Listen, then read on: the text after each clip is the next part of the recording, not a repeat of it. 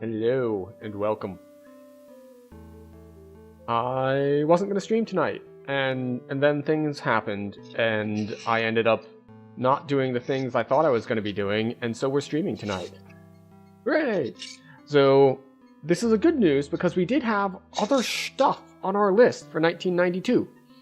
And so we're going to be hitting some edutainment here.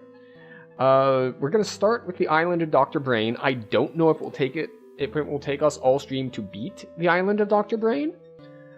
But what we are going to do is we are going to see how long that takes. And if we have some extra time left over, if we have some extra time left over, we might drop into, let's see, where did I put it? We might drop into Animal Quest or just showing off Tank Wars or something else. So, we're going to be in the Island of Dr. Brain. No, Dr. Brain was a whole series. Oh, you played Castle, but not Island. Yes. So I played the Island of Dr. Brain as a kid.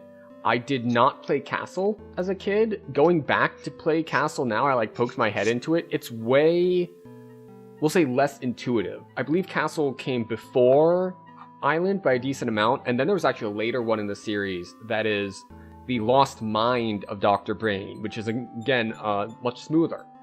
So the trick is that it's not necessarily that it's easier as far as how difficult the puzzles are. It's just more approachable and more logical, I guess. There's less having to guess what the heck do they even want from me here? So we're gonna start as always in the manual.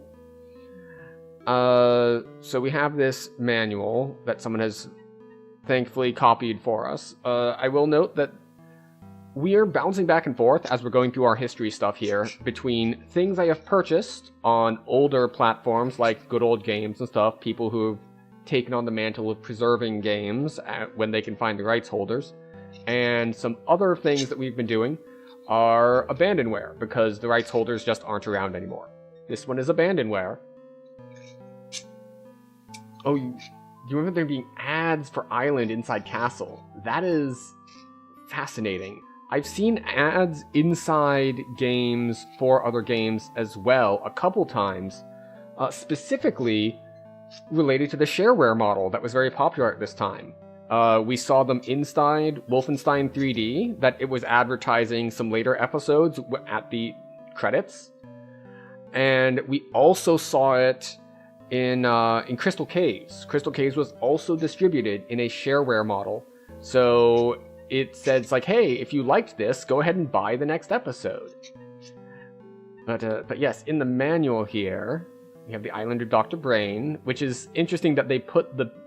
At first, when I found it, and when I was working on getting my thumbnail for the stream, I was looking for a clean copy of the cover art. And I was a little bit confused at first by the art for the cover art, because it looked like I couldn't find a clean copy. Until I realized that no, this is not the cover art. This box here, that's not the cover art. The cover art is the whole thing that appears to be on lined paper like you would find in school. That is part of it. So, this whole thing is the cover art, not just the more colorful part in the middle, which threw me in the beginning, but it does make sense. Educational, it's got the lined paper, that we all remember loving to use in school.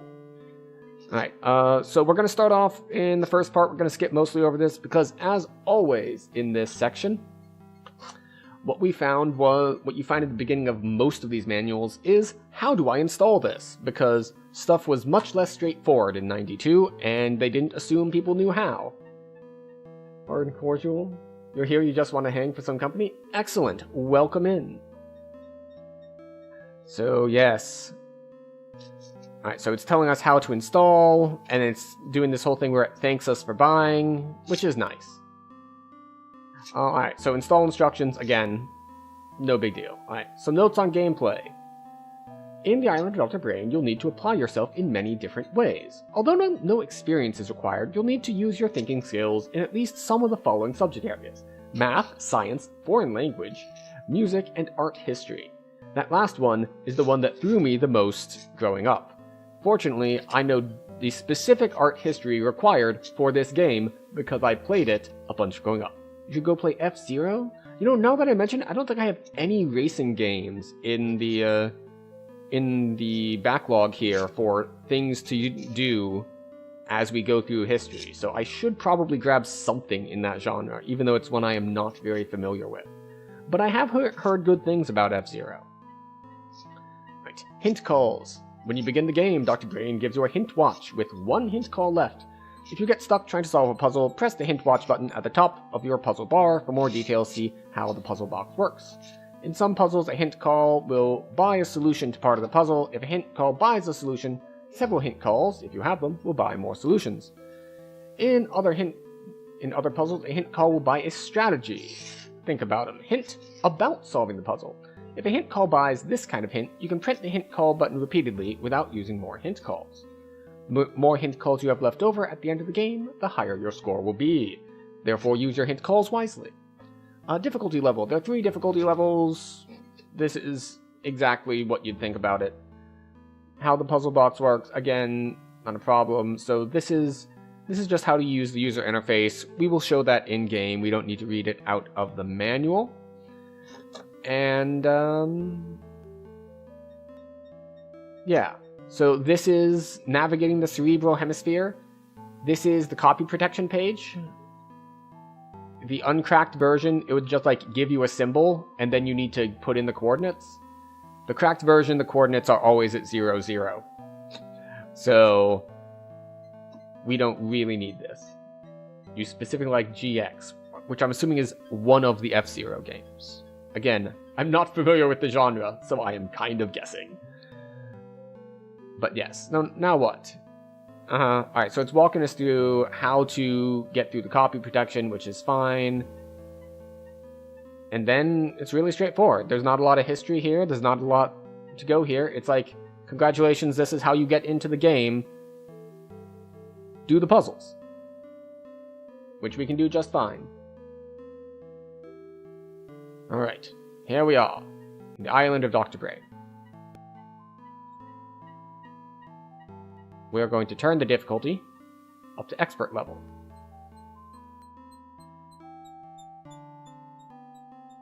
Alright. This is the polyomino.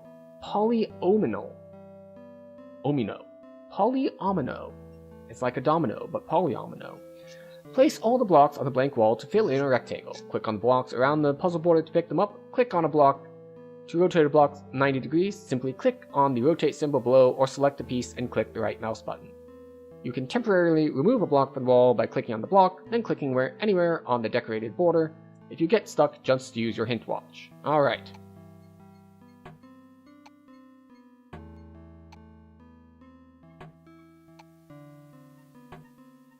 We are not going to do this first try, almost certainly.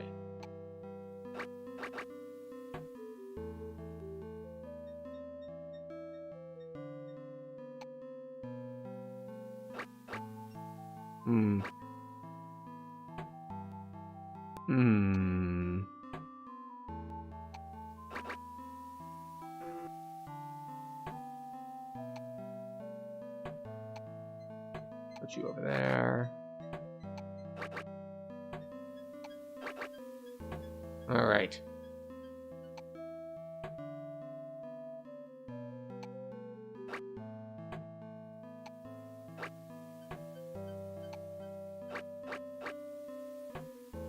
Unfortunate. That's not the shape of our last block.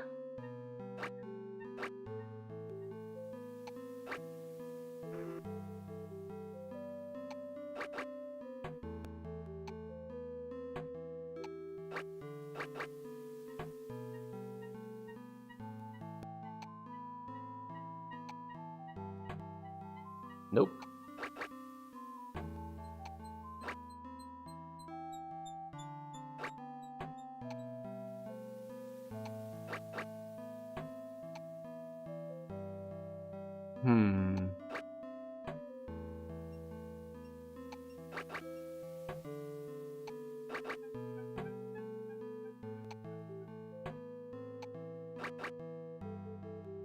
Unfortunate. Oh, that's not what I wanted. Yeah, I don't think these ever fit. I think it's always going to be rotated the wrong way.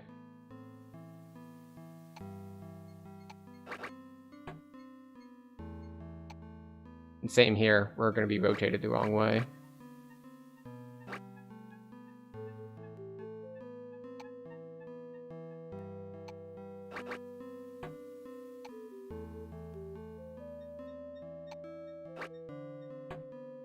We don't have any square pieces.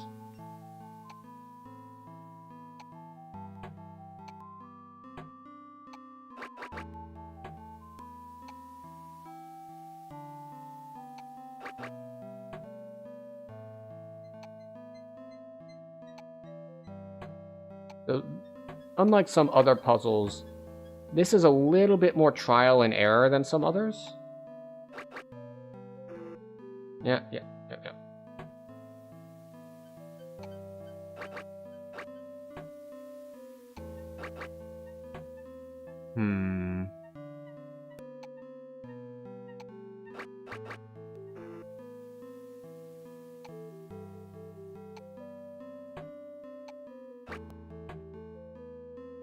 Once again, we're left with not the right shape that we wanted.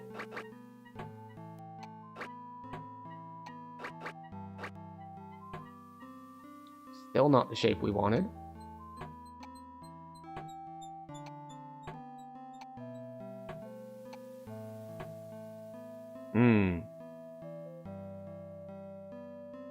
Once again, not our preferred shape.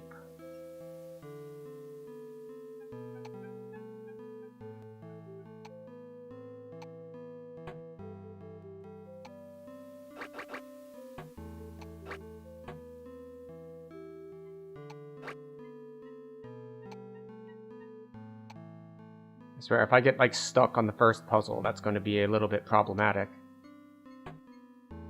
But I believe in myself and my ability to do basic shape arrangement.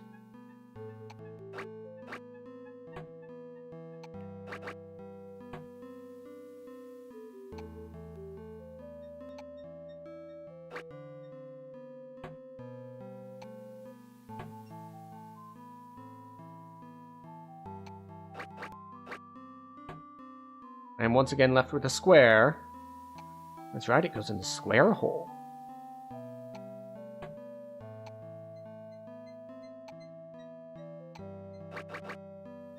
Ah, they're the wrong...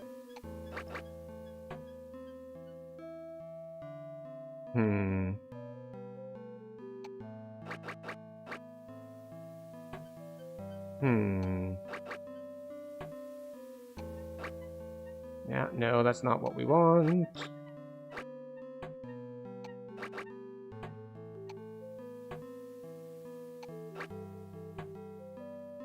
Now we're still ending up with squares.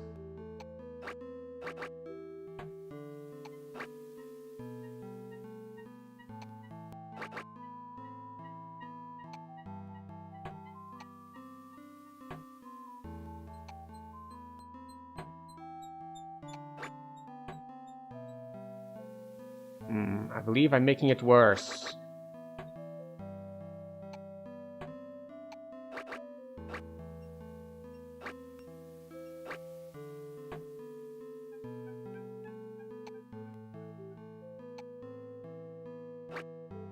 Now, normally the strategy here would be use the pieces that are harder to fit first. So maybe we should try something like that.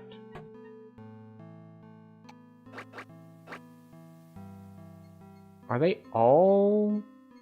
No, this one goes this way. I was about to say, it's like, are they all the same direction? It's like, no, they're not all the same direction.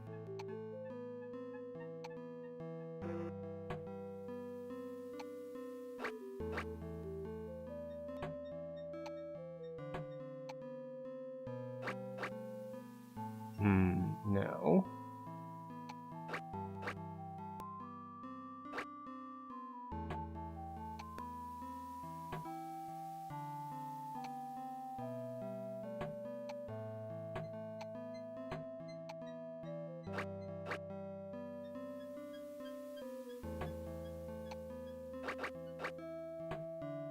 Okay, that goes there. I keep ending up with, like, this Z piece. Hello. I'm not sure. Rommel or the universe? Rommelfor? I'm not exactly sure how to pronounce your name, but welcome in. We are having a rough time on the very beginning of the game, which is unfortunate, but it is what it is.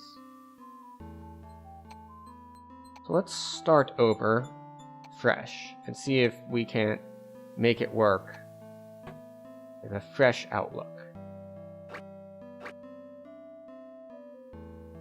Azzy, excellent. Azzy works just fine. Okay, so this is going to be tricky to deal with, since the only things I have to go in there would be like this. And then I don't have another way to do it, so we do this. And then that, and then this.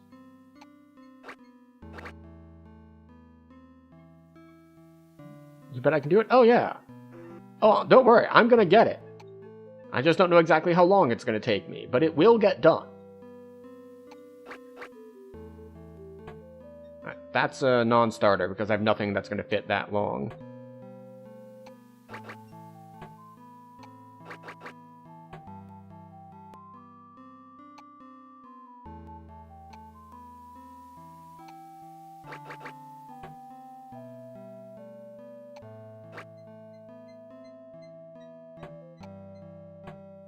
There, that goes there.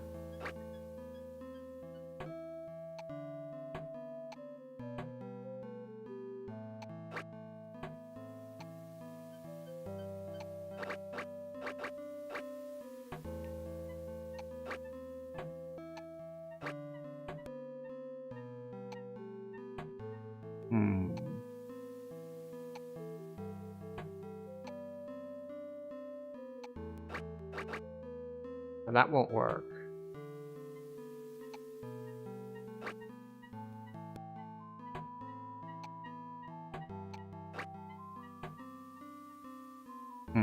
See, I see this shape with the 5, but none of these will rotate the right way. Yeah, see, because these shapes are identical, and they need to be mirrored. And I don't have them mirrored. So we have to take a different approach. Which is like, put that there.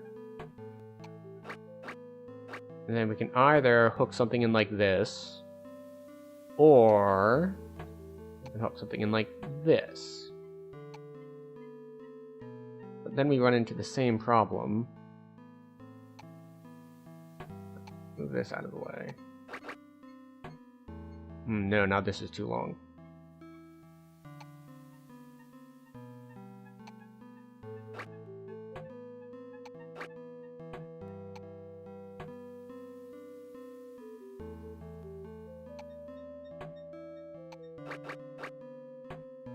Okay, we get this, we get this.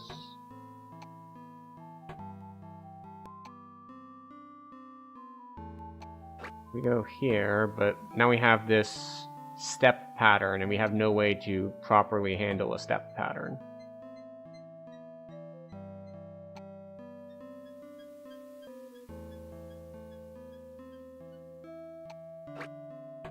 Let's try something a little different.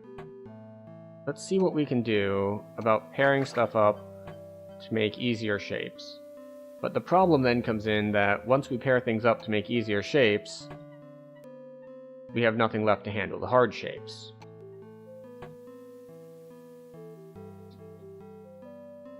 Remember the higher difficulties being pretty tough? Oh yeah, they can be. They definitely can be.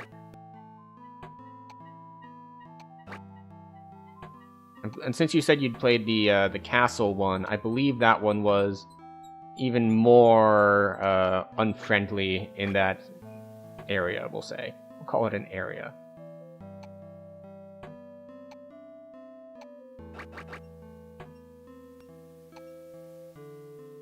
Wait, I think we got it. Excellent. Congratulations! You have earned a gold-shaped manipulation plaque.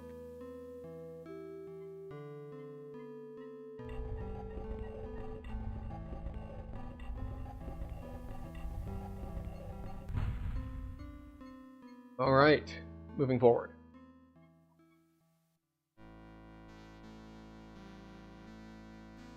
So now we get to do a couple things in a row, and I forget which order it is.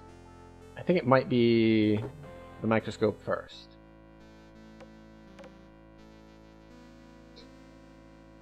So this actually... Who remembers algebra and geometry and graphing equations? Because we get to do it. This device is Dr. Brain's microorganism sorter. It separates tiny life forms by their different colors. Your goal is to show where these groups are divided by adjusting the red and blue line between the groups. To adjust the blue line, click the blue arrows below in the formula blank y plus blank equals blank x plus x. This will move the blue line up or down diagonally. The curved line is called a parabola. Yes, yes, yes. If you get stuck, use a hint watch. Okay. So, for those who do not remember algebra, we're going to go over the quick rules for how this works. So we need one line to be on this diagonal, and we need the parabola to be upside down. And if the parabola is upside down, that means this needs to be a negative number. And then, when this number goes down, that shifts down. So we're going to shift that up. Now, could we actually try to solve this? Yes, we could. But also, the ratio between this number and this number is what determines how skinny or fat the graph is.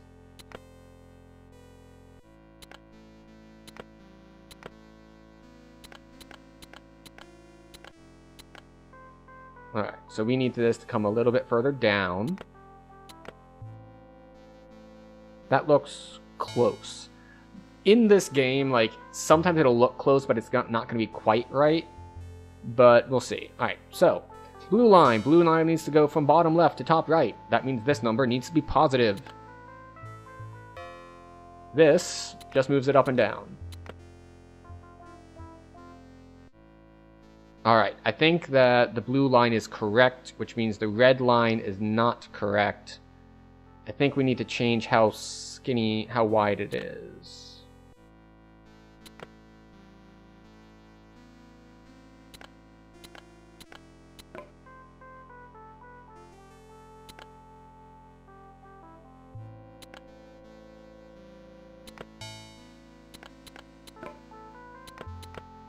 Am I gonna have to actually do the algebra, or should I just click around on the buttons until it moves in a way that I like?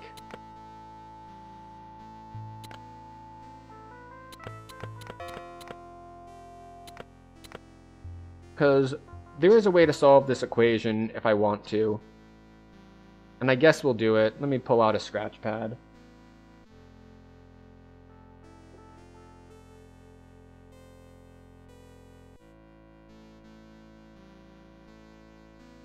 Alright, let's minimize some stuff before I share my whole screen, lest we run into any terrible, terrible things that happen. Alright, share monitor 1.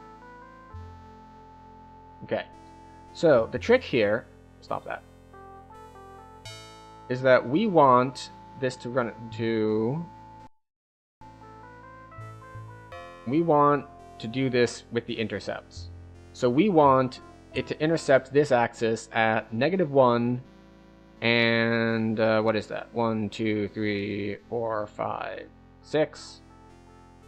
Which means what we want is, so -1 and +6, which means what we want is, we want x plus 1 times x minus 6. And this is really easy because, well, we want to find out when y equals 0. Well, when does y equal 0?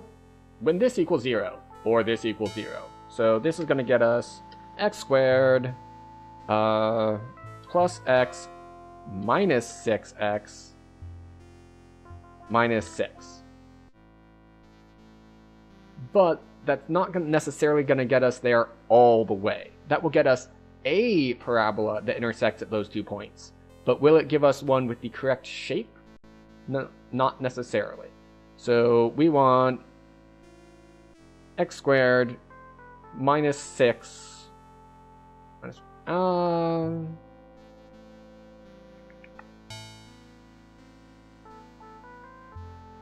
this might be different when it's negative, but we'll find out here in a second.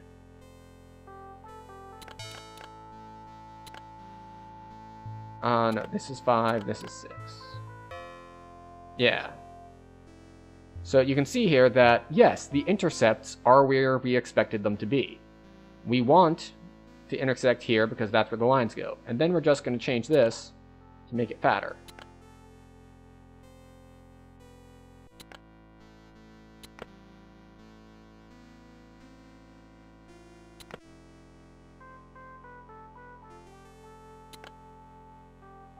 But that doesn't actually work for what we wanted it to be.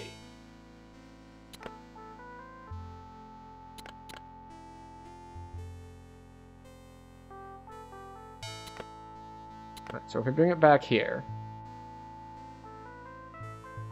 so we have our x and y intercepts correct.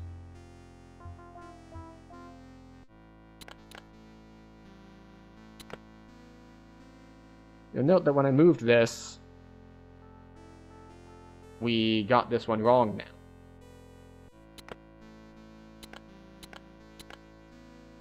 The problem, of course, is because of how the game works, it only lets us get up to +8, so I can't just infinitely move it over like that.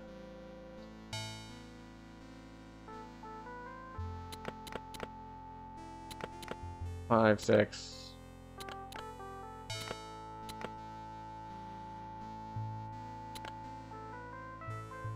Alright, so we can solve for this as well. We want... This is probably overkill, but I'm going to use calculus. So, calculus. For those of you who remember calculus, or who never learned in the first place, I'm going to try to find where the flat thing is. When do I know when the flat thing is? It's when the derivative is 0. What is the derivative? Well, the derivative of ax plus by, ax squared plus bx plus c. The derivative is 2ax plus b. And we want this to equal 0. So,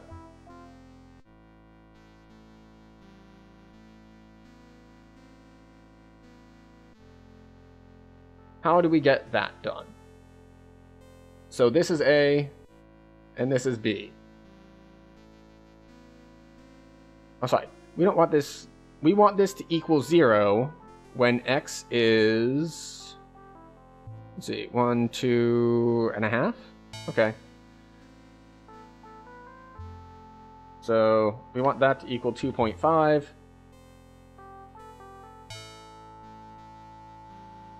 Oh, sorry. When x is 2.5, we want this to equal 0. So times 2.5. So this means 5a plus b equals 0. Which is what we have right now. But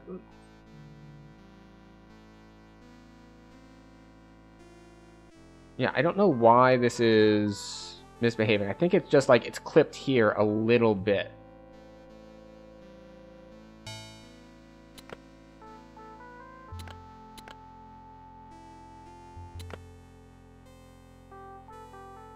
So if we want to shift it very slightly left,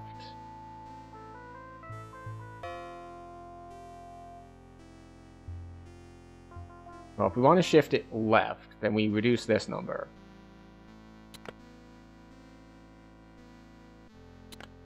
Then we have to bring this one up. And now we're too far left.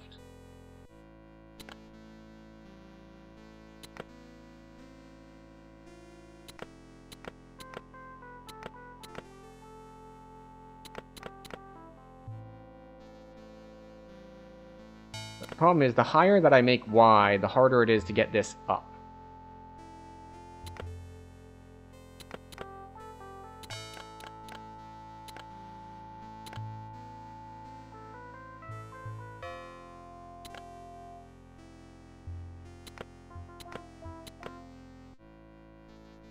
Right, so this is not nearly wide enough. So we need that to be 2. And then we need to raise it up a little more.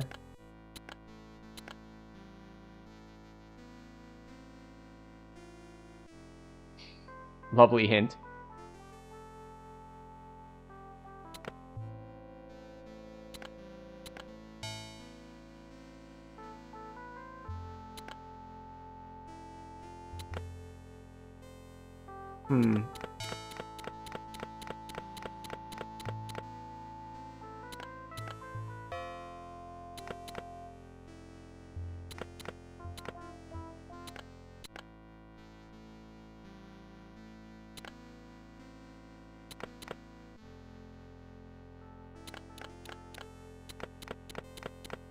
Do-do-do-do-do.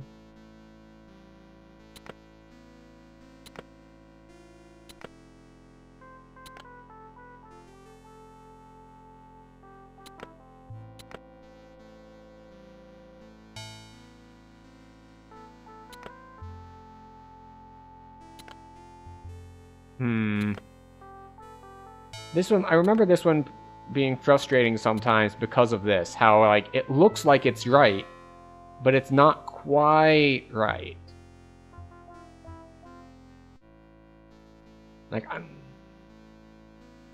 I'm very confident that the blue line is correct. But this one, like, just barely touching that is a little problematic.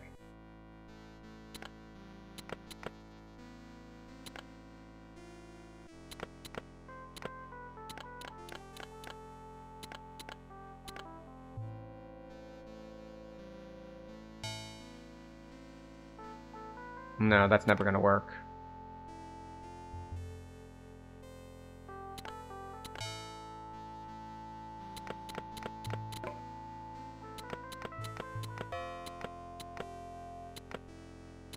Yeah, see, at 3 to 2, it's never gonna work.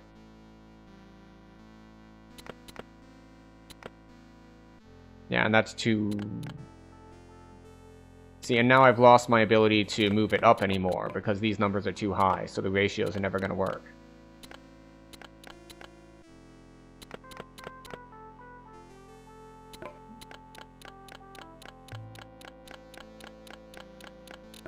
Oh god, why?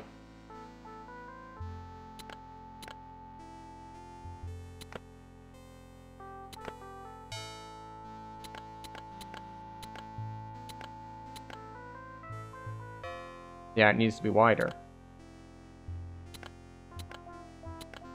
Which just leads me back to here. The 2y minus equals -1x squared plus 5x plus 6. Which is where we were before, which it says is incorrect.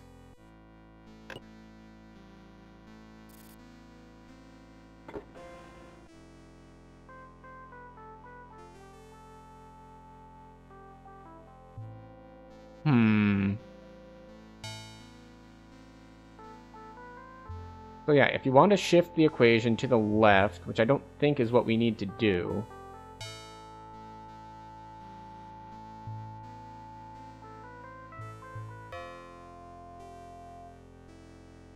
So we know this needs to be negative.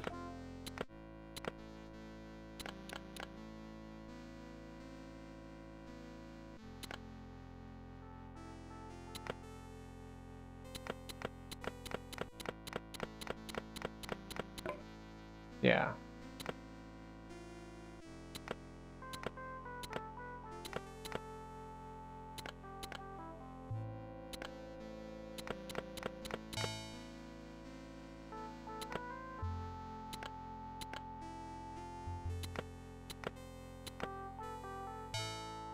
And now we have run into the same thing, it's just I switched the signs on stuff.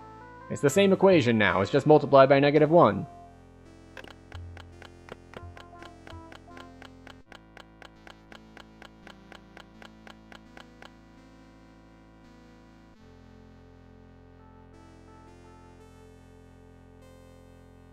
I'm sorry. That's the equation I had.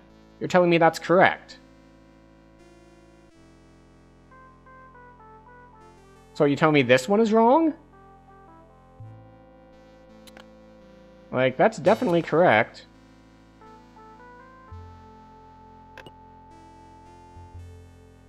I used a hint and it gave me the answer that I had already put in.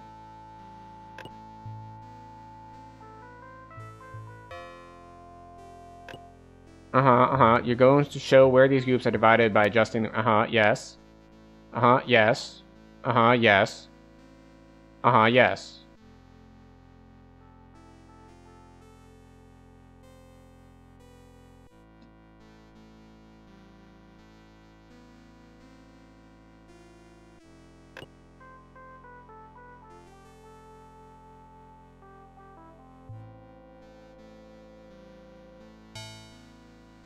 You're telling me it's correct, but you're not moving forward.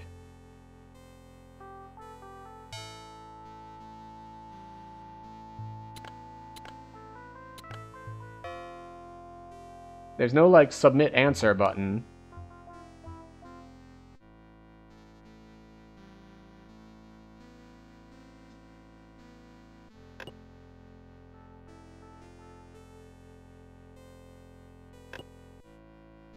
What are you doing, game? I asked for a hint. You told me what it was. Well, we're gonna switch back to this capture anyway. So that people can see a little bit more easily. The hint watch gave me an answer that is apparently incorrect. So, what we're gonna do...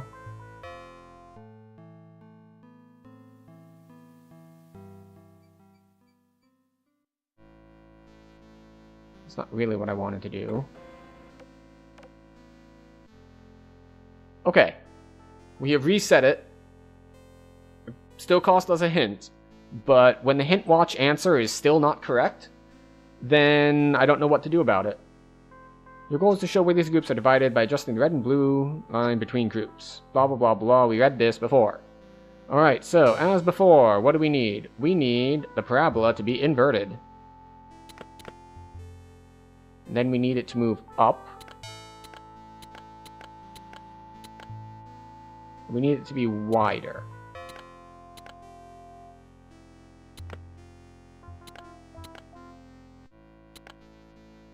Alright, that looks correct. And then we need this blue line to go straight through there. So, we need to move it down. Looks like it meets at maybe -1. This needs to be negative. But let's see.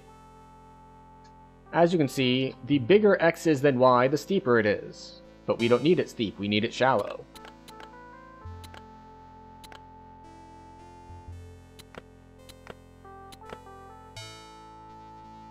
We need it even shallower.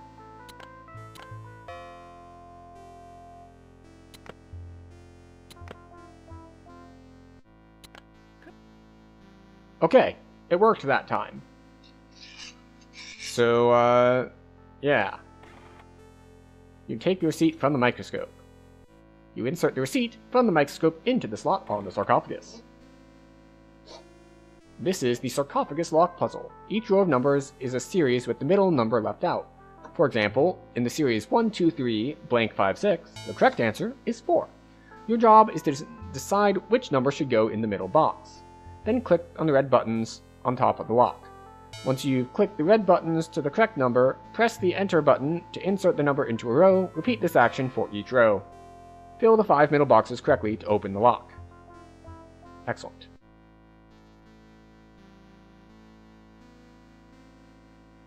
Oh, and I just now saw the Love the Dog redeem because I forgot that I need to go back and put a sound alert on it. Are you ready to be loved?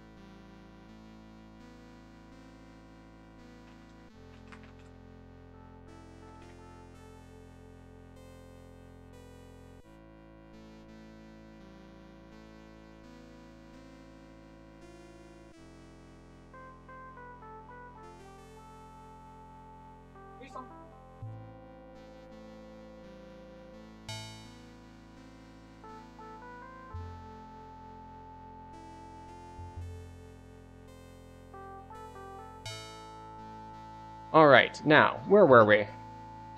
Ah, yes. We have to do these. Alright, so 105, 113, 129. Alright, so this goes up 8. Then it goes up by 16. Then it goes up by 24, 32. That would be 56. Which is correct. That is how much it goes up. So, goes up by 8, goes up by 16, goes up by 24. Gives us 153. There we go. Okay, so this one is going up and down, which is always interesting. But it looks like the down numbers are going down 3 each time. Looks like they're all going down 3 each time. So I'm going to say this is 630. Because this is 633, so 630, and then 627. Alright, 333, 366, 351. What's going on here? So we go up 33, and then down 15. Alright, so between this and this is, what is that, 18? And that's another 18. 2 18s is 36. Is this plus 36 that? Yes, it is. So this plus 18 is this one, which gives us 384.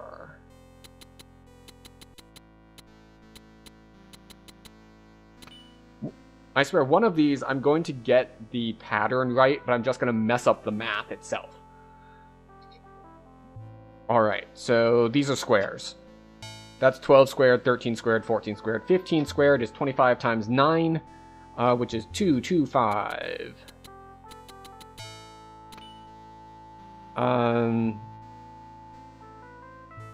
4, 8, 12. So this one is a little trickier, because this is like, oh, it's just going up 4 each time. And then it's like, blank, 32, 52. So this is 4, 4, 4, something, and then this is 20, and then this is 32. The hell is this? Is this a Fibonacci sequence where we're adding stuff together? 4 plus 8 is 12. 8 plus 12 is 20. 20 plus... yeah, okay, it's 20. Congratulations! You've earned a gold numbered series plan. What do you know? I can do math ones when the actual hints that it gives me are correct. You place the poles from the sarcophagus on the left pole. Alright, so this is the Towers of Hanoi. Fun fact, this is something that I learned to program as an exercise, like when I was in high school learning just a tiny bit of programming. Because it's a recursive algorithm.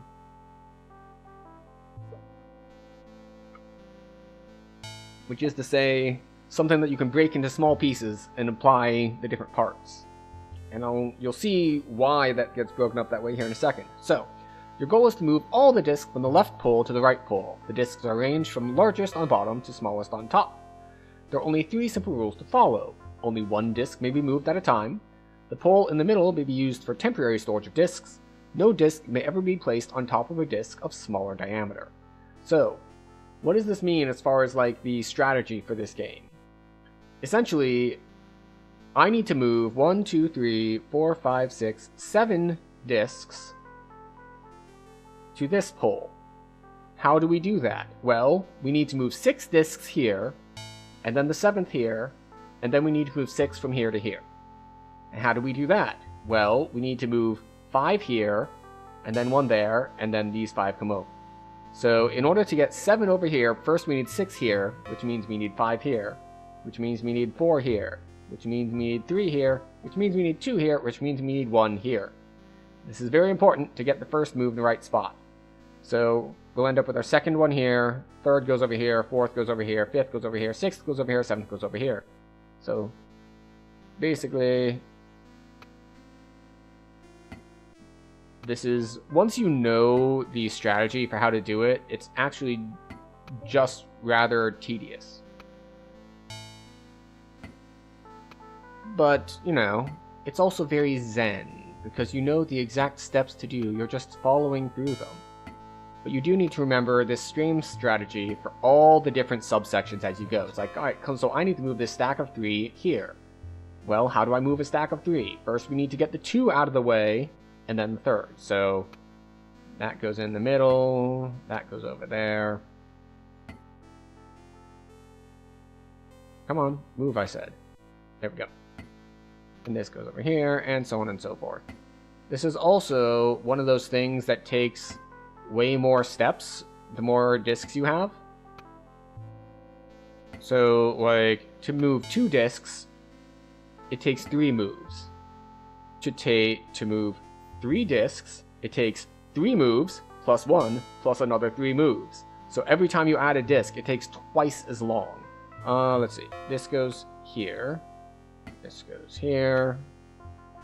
And the way that I'm doing this with shorthand, instead of having to count it out, is basically odd and even. So I knew I needed to move 4 discs to the right, which meant I knew that I needed to move the even number of discs there and the odd number of discs there. That's basically just how that works. So I need to move 3 discs, which means I need to move the first disc to where my end destination. I don't know if I'm making that clear. It makes sense in my head, but it's not necessarily easily understandable for someone who doesn't already know what I'm talking about. So I'll use this one as an example here. It's like, I need to move this stack of 5. Well, if I'm moving a stack of 5 here, that's an odd number, which means that's where my first one has to go. And then we just have to follow the pattern for the rest. So, the funny thing is, we're going to be at this a while. And I'll tell you when we're at the halfway point, because, spoilers, we're not there yet. Or in fact, not even particularly close. We're just gonna be cruising through this nice and smooth. It is not the hardest puzzle to figure out, but it does take a bit.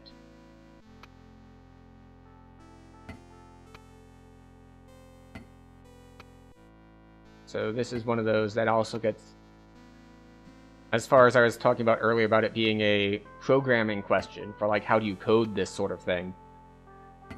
There was, of course, the problem that plagues all sorts of programming challenges, which is step 1.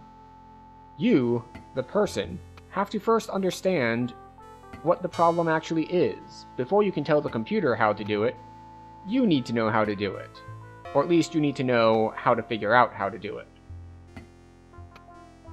So here we go, that goes there, that goes there, and now we are halfway done. Hooray! Alright, so now we have 1, 2, 3, 4, 5, 6 left. Which means we need to move the odd numbered one away from our target area.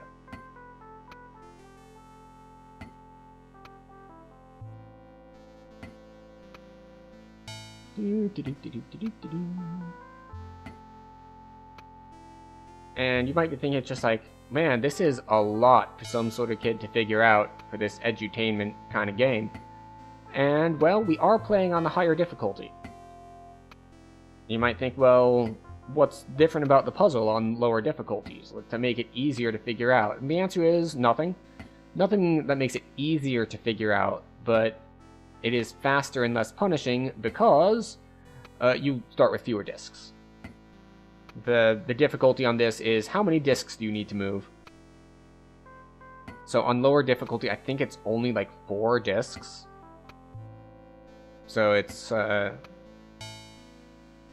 takes way less time than this 7-disc monstrosity.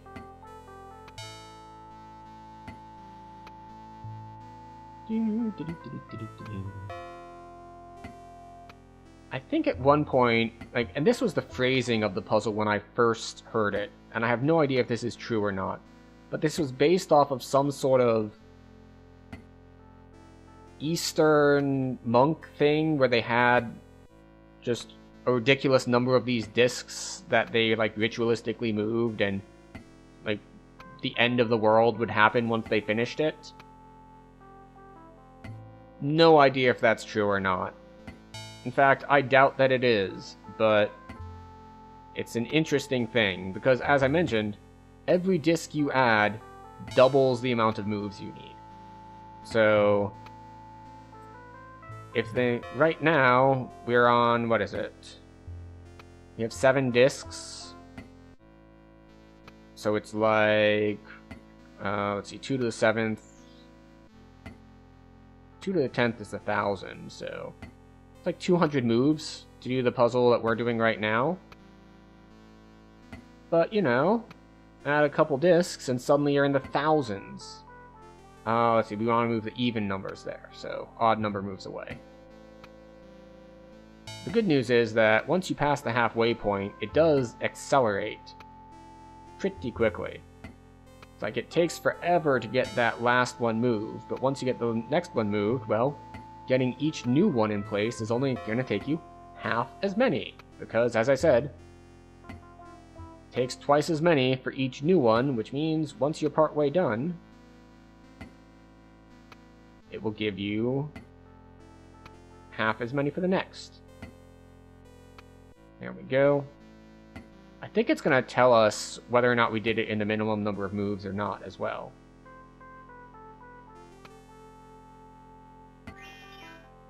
Great. Yeah, you solved this puzzle with the minimum number of moves, which is 127. Congratulations! You have earned a gold logic sequence plank.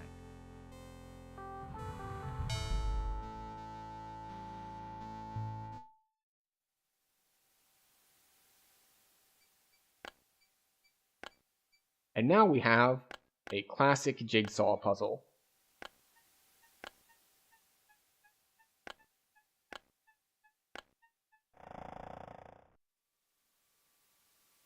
This is the animated jigsaw puzzle. You'll find all the pieces to it in the chest. If you wish to quit this puzzle before solving it, just click on the exit button on the front of the chest. To see what the jigsaw puzzle looks like, just click anywhere on the gray screen. Alright, so the question, of course, here is, well, what is the difference in the difficulty level? And the difference for the difficulty level of this one is the size of the puzzle pieces.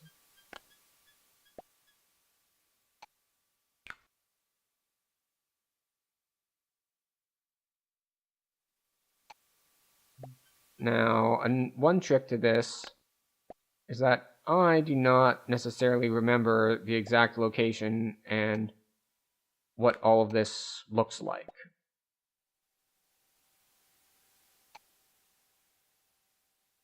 Let's see, if this is halfway, so this is going to be over halfway up. So these need to move up. There it is. Now it snaps into place. There we go.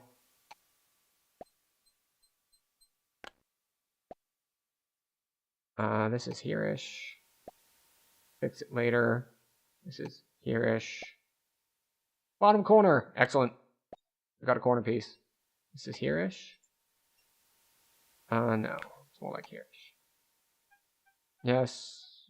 Waterfall here. Yeah, just about right in the middle. There-ish. Where exactly is that boat? Oh, the boat's higher up. Okay.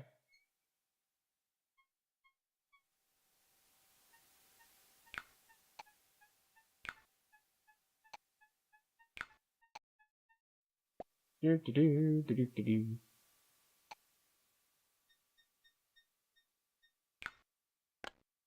we go. Oh, corner piece.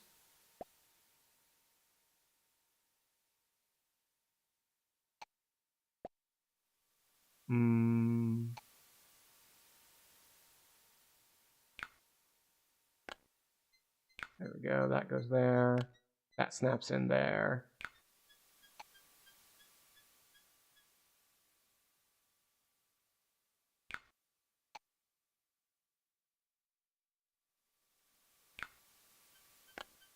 There we go. That's in the wrong place. That's also in the wrong place. That's in the right place. Okay. That's in the wrong place. This is part of the wheel?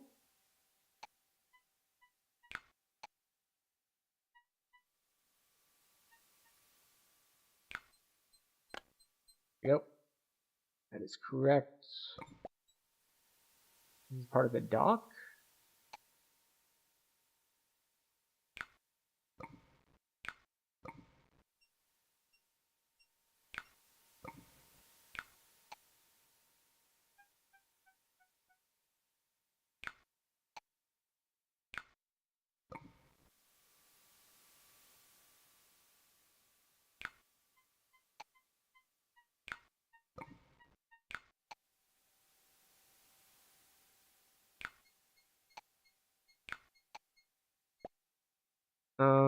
Here?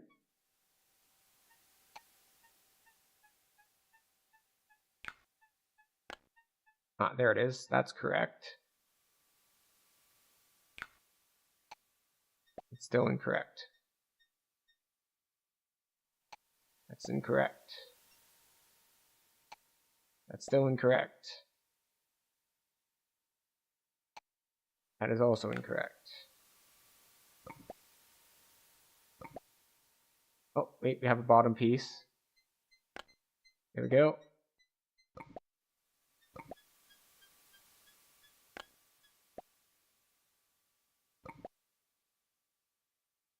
Wait, this is part of the chest in it. There we go. It says umbrella piece. It's part of the umbrella. Meh. Corner sky piece.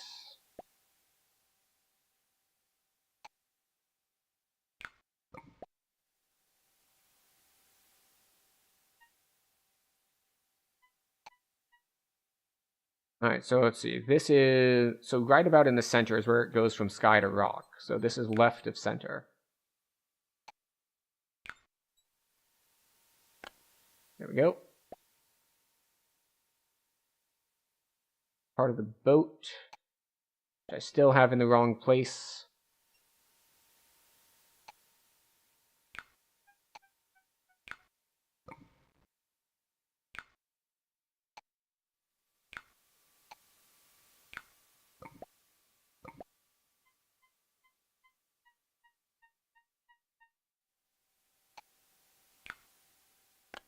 There we go. Now that's in the right place. It makes a different sound when you get it correct.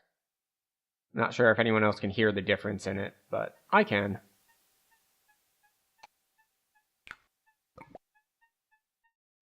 This is there. This is here-ish? Where is it?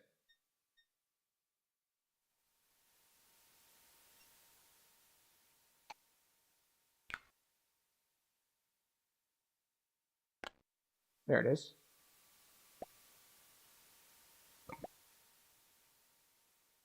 That goes there.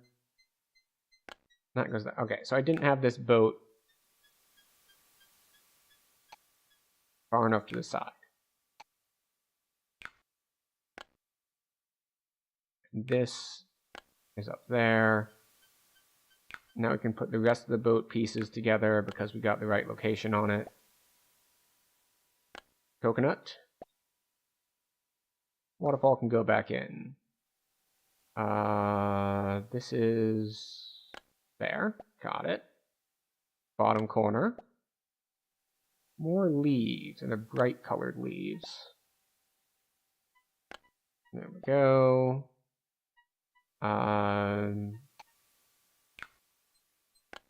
There we go. This is there. Not sure. Okay.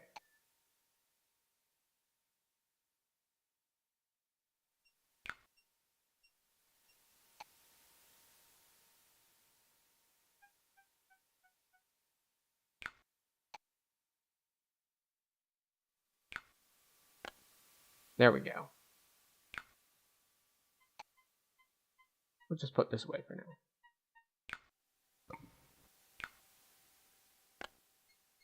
Excellent. Making progress. That doesn't line up there. Does it line up with this one? No. Somewhere in the middle. Got it. And off we go. So yeah, this is your really just very standard kind of puzzle where it's just a jigsaw puzzle. You have to find the pieces and see where they go. That goes up there. This goes there. This is part of the path. It is. This is part of the dock. Where's the dock? The dock is next to the boat. This is part of the boat.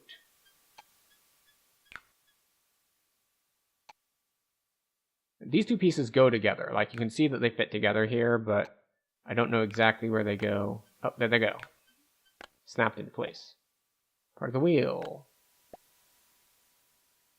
Oh, that's part of the chest, isn't it? There it is. This is part of this towel. Yeah, there we go. More plant.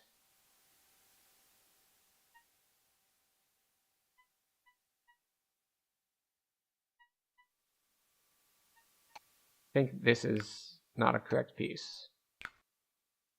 Yeah, that goes there. This goes there.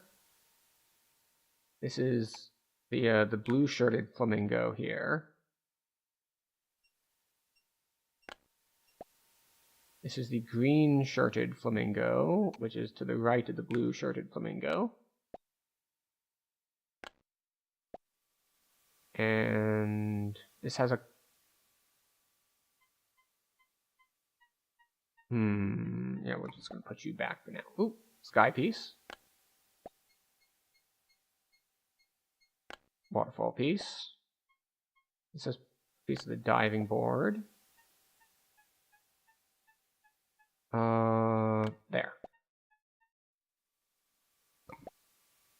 More waterfall stuff.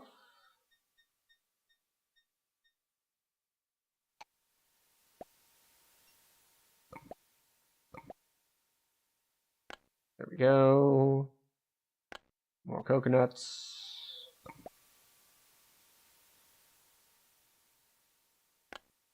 More stuff. It's starting to come together.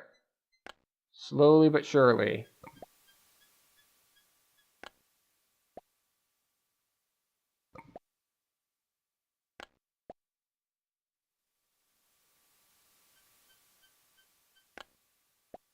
Though ever so slowly.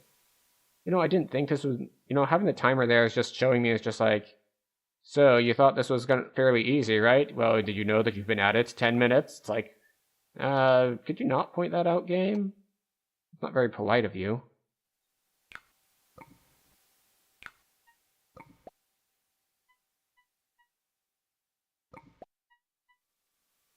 So this is the diving... Ugh. As I choke a bit on my words. Diving board, this is... There it is. Oh, middle of the wheel. These palm trees here. Legs. Blue shirt. Lots of foliage. More foliage. Legs. More ship. More... There it is. Just gonna drop you back in there.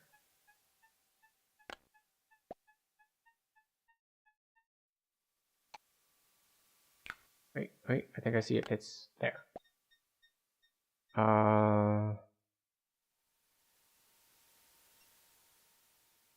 What are we doing here? We have a little bit of... There it is. It's like we have a little bit of sand here. There we go. Last top piece. That flower piece. Ship in the bottle.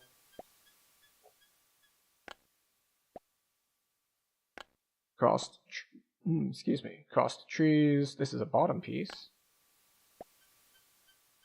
Left-hand side. There we go. I remember that piece being misleading because it has a flat left side, but it is not a side of the map piece. There's there. There's there. This is up here somewhere.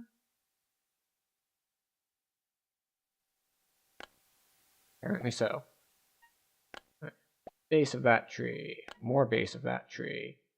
More waterfall. There we go. Really starting to come together now.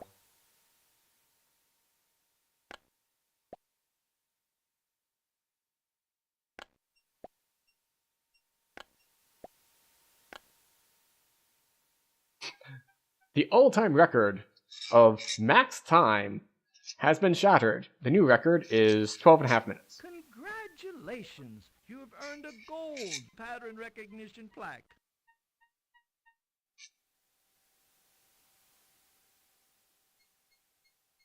Ah, okay. So let's see. What is the next thing? Is it the flamingos? Alright, this is the neon flamingo puzzle. Look for the flashing bird. Watch for the flashing flamingos and change them to their new colors. Alright, so we have blue, green, purple. So this is a fairly standard puzzle setup. You've seen it in a lot of different games. DDO has their own version of it. But essentially it's every time I click on something, it toggles certain sets. So I can click on him and he'll bring these three between these three colors.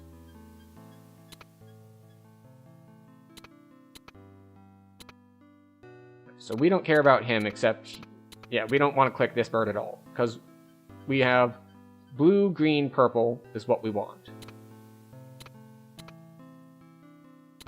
This is important, he can turn these off.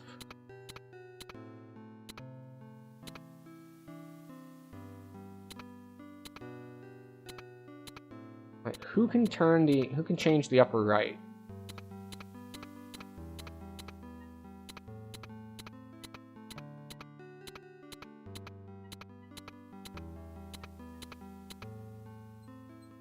Okay, you can change the upper right.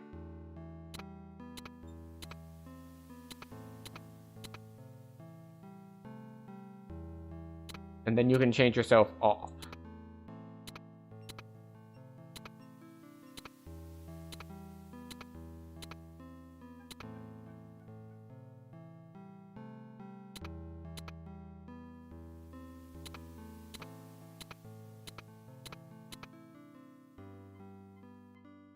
Alright, so now we need to turn this guy green.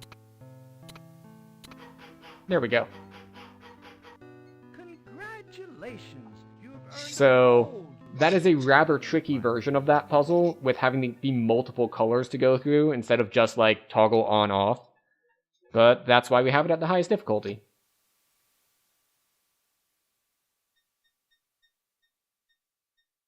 Please choose one of the following languages for the coconut tree word search puzzle. Spanish.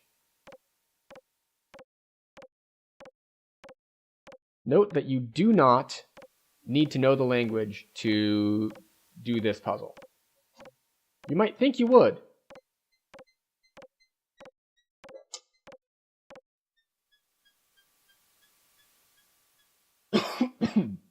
Excuse me.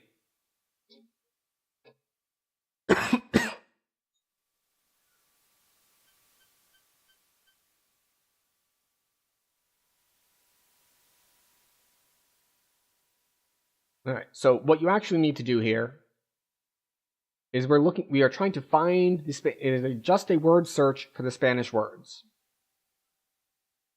So we need restaurante, cocina, uno, blanco. Oh, sorry, banco, not blanco. Gracias.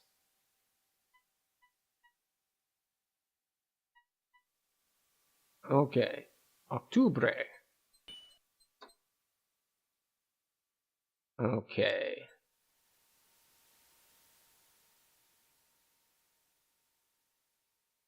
I don't know what this symbol is supposed to be.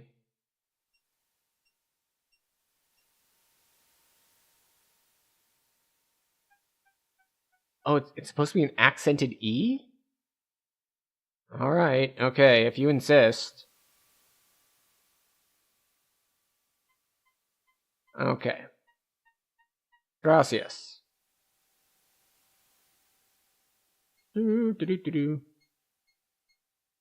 wait. And this is coniazo, which is not cocina. Let's see. So let's just look for them one at a time. We need restaurante. So we're just going to look for rest. Oh, wait, never mind. There's miércoles. Alright, so knowing the language a little bit of vocabulary does help because it means you can kind of spot things instead of just having to check them each individually. Por favor. Backwards. Yes. So let's look for restaurante and cocina. Restaurante and cocina. Ret, which is not rest.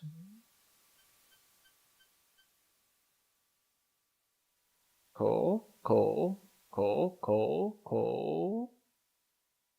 Lots of coals.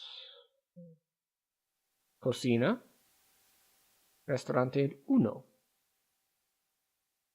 Okay. Une, which is not uno. Uno. So banco and restaurante. Banco. Restaurante. Despacito, of course. Despacito and banco. For anyone who had heard the song a bunch and didn't know what it actually meant, despacito means slowly. So despacito and banco. Is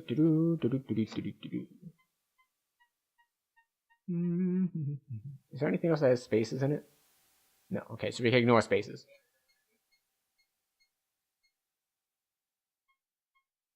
Looking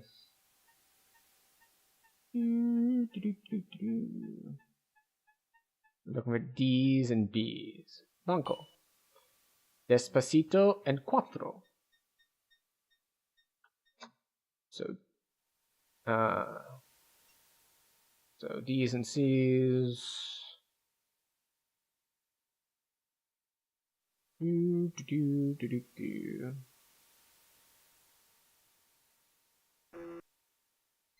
Cuanto. Which is not cuatro, but it's a little different. Okay, so we need pero. Okay. I keep getting distracted by finding other words, which is a terrible problem to have. It's like, oh no, I'm succeeding faster and doing other things. But okay. So we're still looking for Despacito and Cuatro. See you. Okay. Where are these? D-E-R, D-E-A.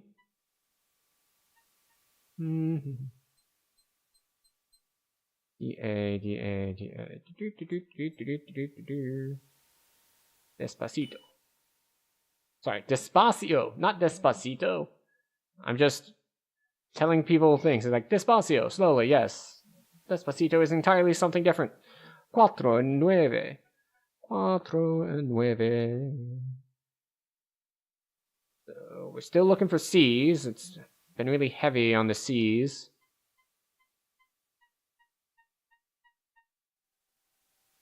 So let's just look at the N's first. We're looking for nueve. And you, and you, and you. No, new, no, new. Nu. No, nueve. Pronto, adios. Adios should be easy because we just look for an accented O. And because there aren't very many of those on here. There it is. Adios. Aproximado. So We're looking for APRO. EPRO. A.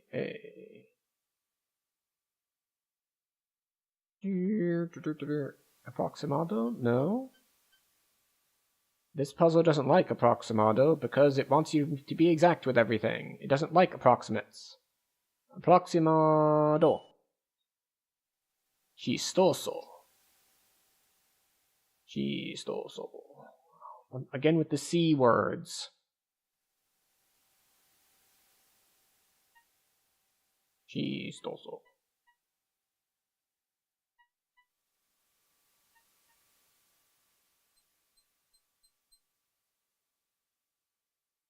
C. Where's the CH? No CHs? Just hate the ch sound entirely? Chistoso. Right. Derecha. D-E-R.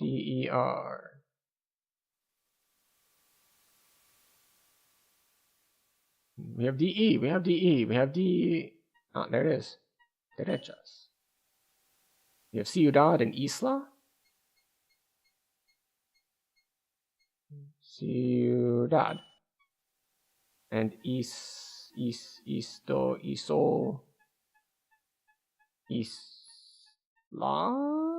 Where's my Isla? Isco?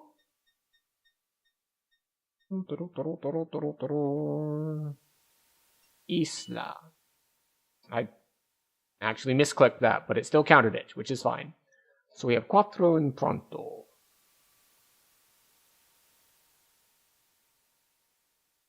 Cuatro. PR. Cuatro and PR.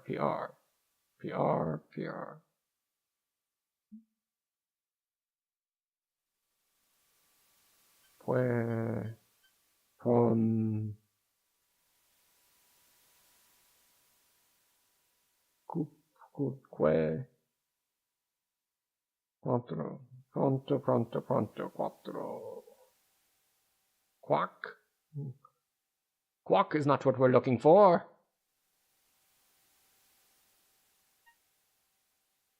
More P's, but no R's around them. P, but with no R around it.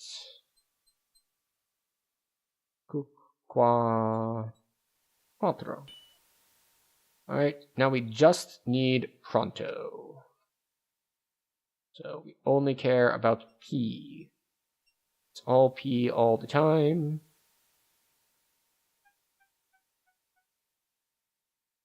Yes. Pronto.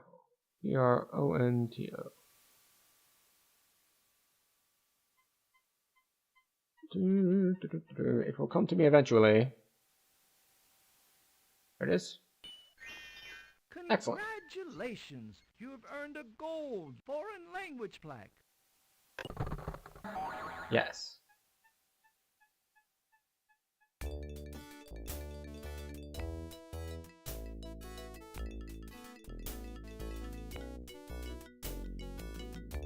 See if you can crack the ciphers of Dr. Brain's world-famous cipher bridge puzzle. Each board on the sign contains a different coded phrase. You can unscramble them using the hand cursor. On this level, you will use two techniques in combination on each sentence: swap letter and swap word, or swap letter, insert space, and delete space. Begin by examining the sentence. If the words don't make sense, unscramble each word using the swap letter technique. Once each of the words makes sense, rearrange them using the swap word technique or the insert space and delete space technique to complete the sentence. If you get stuck, use your hint watch.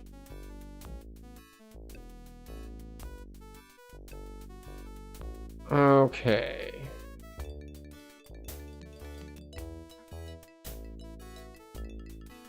So, spaces make this much more difficult.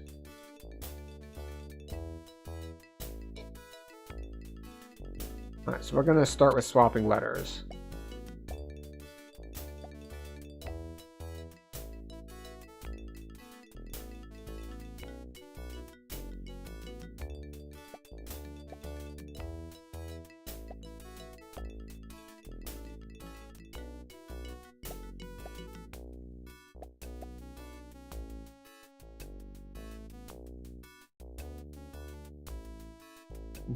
M-E-O-H.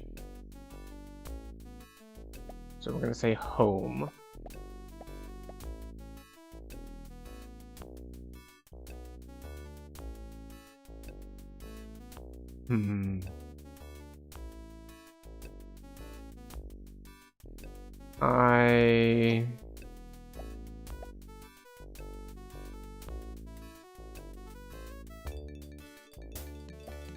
Alright, so let's say that is insert space. I take my swap letter. This is but.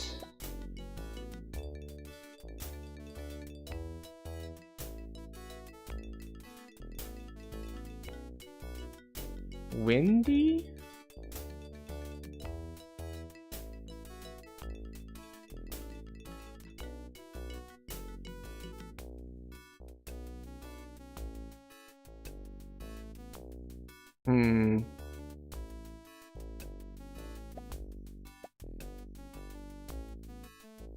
Here.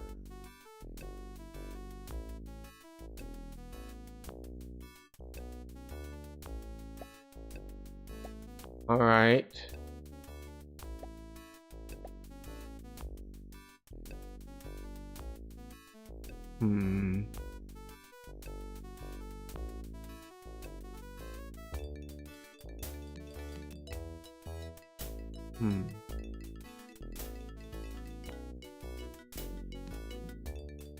This children? C-H-I-L-D.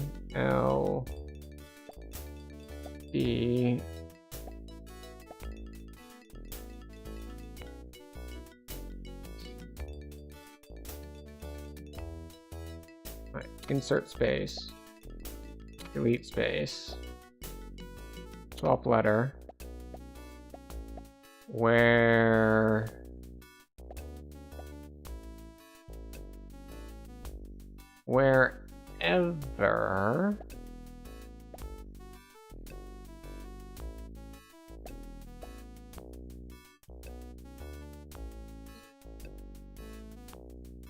no, not wherever, everywhere.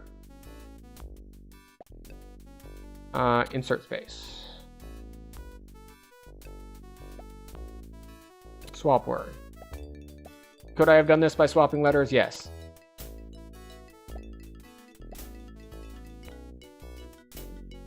Insert space. I take my children everywhere, but they always find a way back home?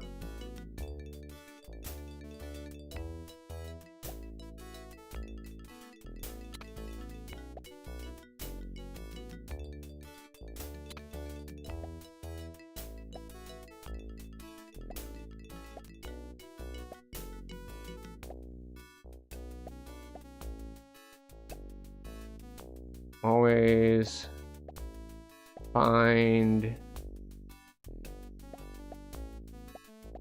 their... All right. Delete space.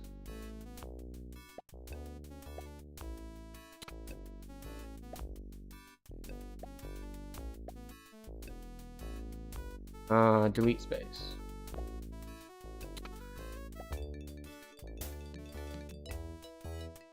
Insert space here. Swap word. That's not what I meant to click on. I take my children everywhere, but they always find their way back home. Lovely.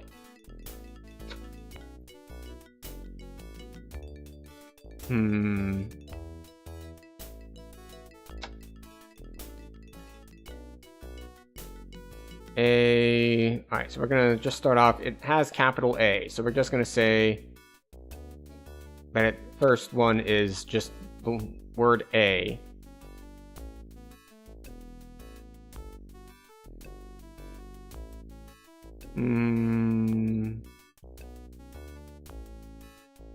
Swap letter. Let's say that this is U. And this is set. No, not swap word, swap letter.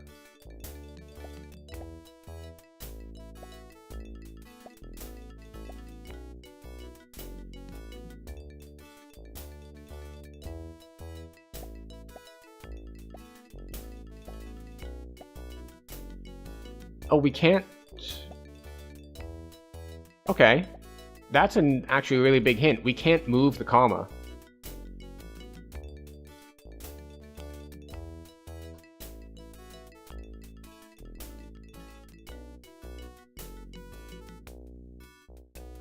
Let's say this is who.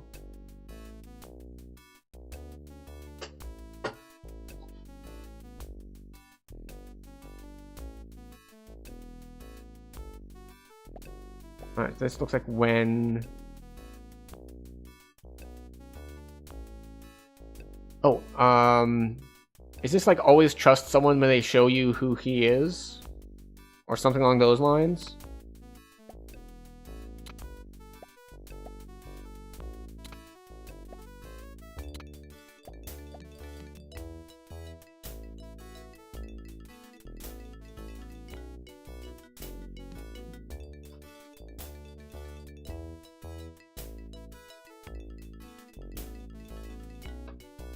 Yeah, this is tells.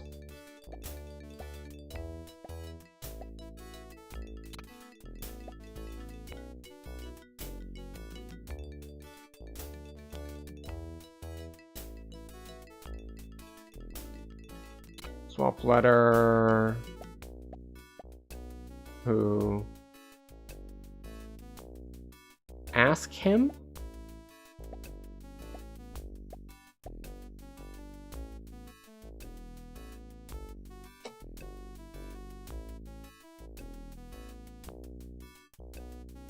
Oh, oops. There's the U. There it is.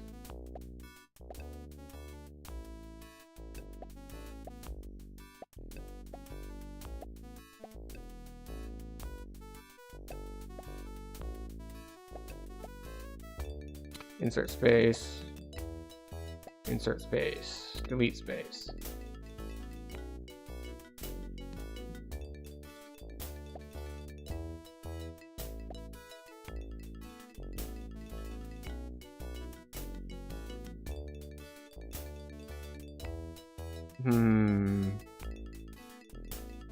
What is all this? Moosin.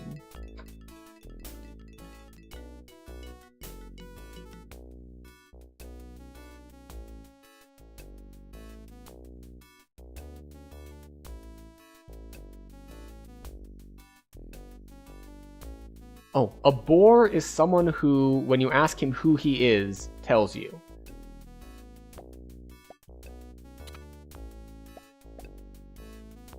Is.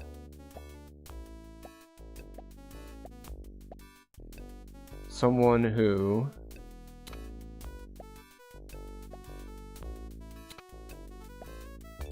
when you ask him who he is, tells you.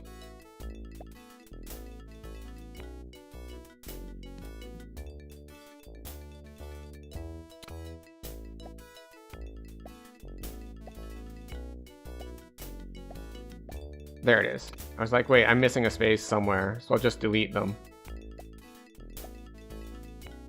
When you ask him who he is. Do I have an extra space here?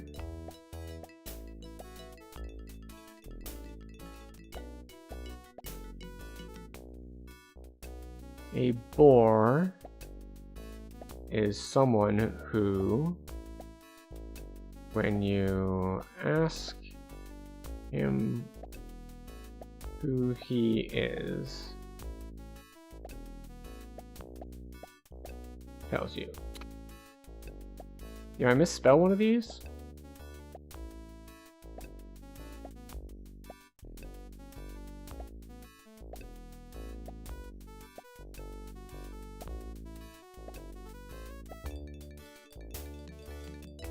Is someone, WHO, when you ask him who he is, tells you.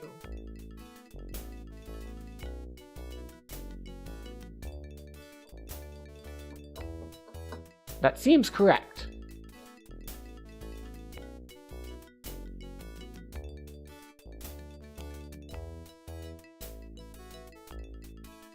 Alright, I guess we use a hint watch charge just to see if just to see if once again I have the correct answer, but it doesn't like it for some reason.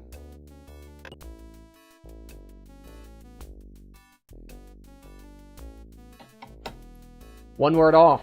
A bore is someone who, when you ask him how he is, tells you, not who he is.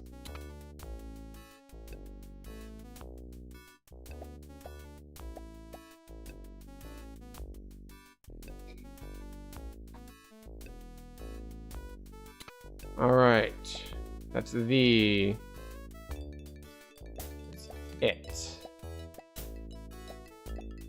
This one looks like it's probably a word swap. So there shouldn't be any spaces here, because if you're gonna have the words out of order and spaces, it's really a mess.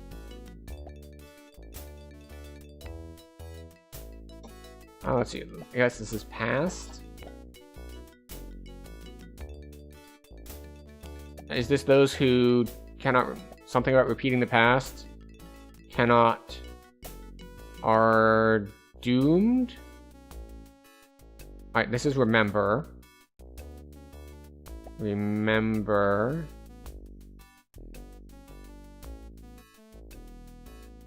Okay. Swap word. Those who cannot remember the past are...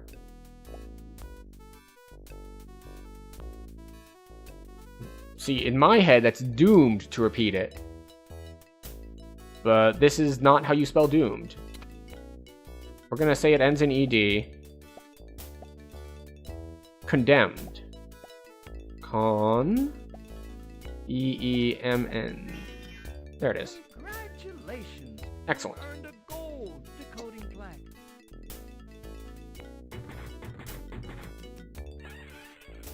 Chia Pig. Are you trying to take Dr. Brains to Upe? Tupe?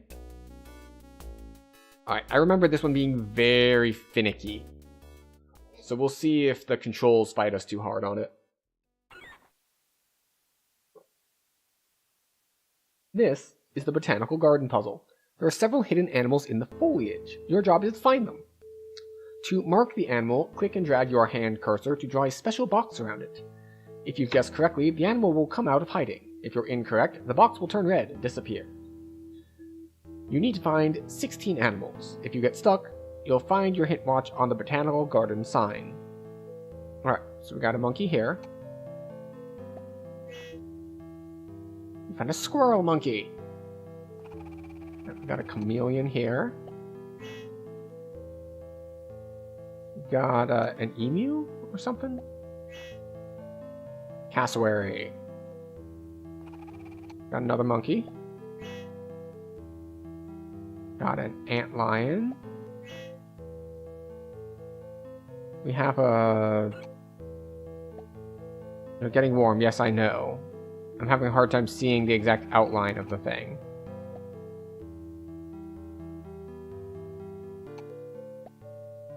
We'll come back to that. There's a kangaroo here, though.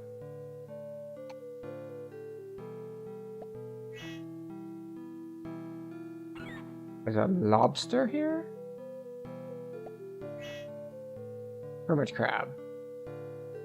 Platypus?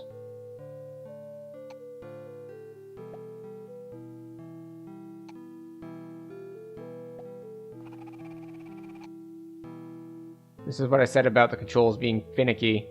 It's like I can see something's here, but I can't see the exact outline of it. So we're just going to grab this bird for now.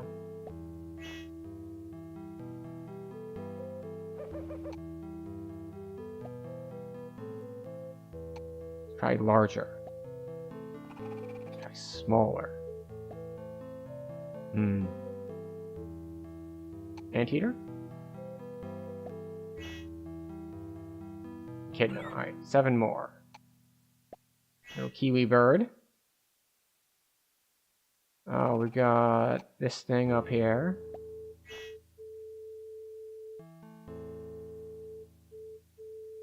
Let's see. Oh, there's another antlion over here. So we need to find 4 more. And we know there's one here, and one here. But there are 2 others that I have not spotted yet. Wait, no. There's a fish here?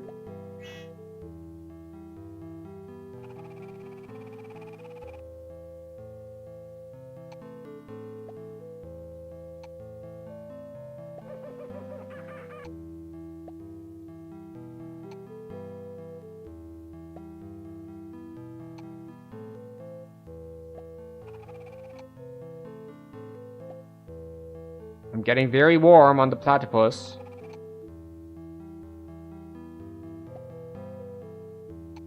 So warm. There it is. I need to go further down. 2 more.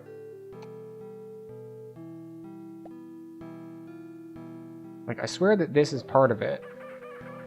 But I can't tell where exactly the rest of its body is.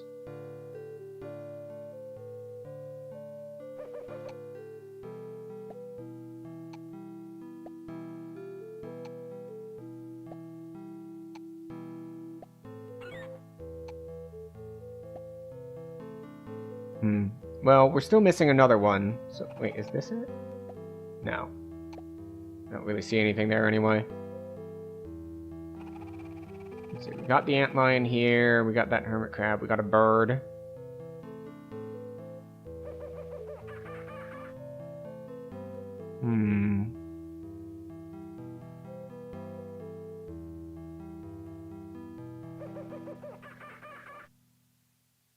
Watch this be like 2 different things next to each other, and that's why. This looks like just a bird right there.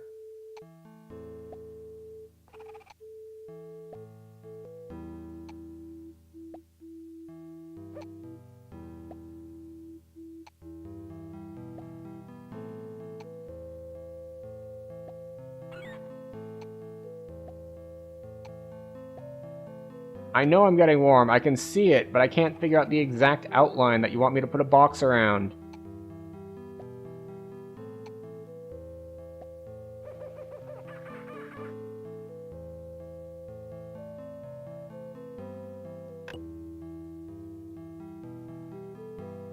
Yeah, okay.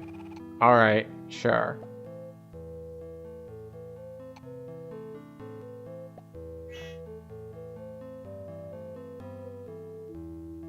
See, I thought this, like, little dark dot here was like an eye. So, yeah, I could see something was there, but I definitely didn't see that that's what it was. Alright, so we're still missing one. Wait, here it is.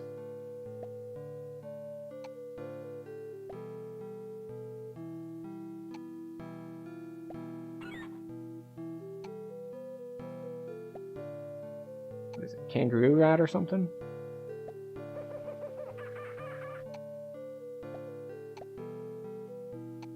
Come on. I'm aware that I'm getting warm. I can see the thing. I just can't figure out where exactly the outline is. We've been over this.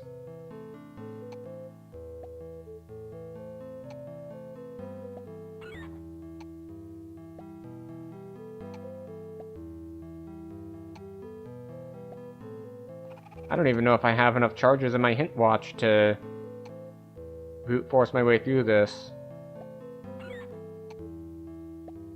So this is a frustrating thing about certain puzzles, is sometimes you, like, know the answer, but you can't figure out how to convince the game that you know the answer. And I think that's just generally not a good place to be. Oh, see? I missed the fact that that had antlers over here as well. Alright, so we're using up a lot of charges on our hint watch. Mostly due to input issues.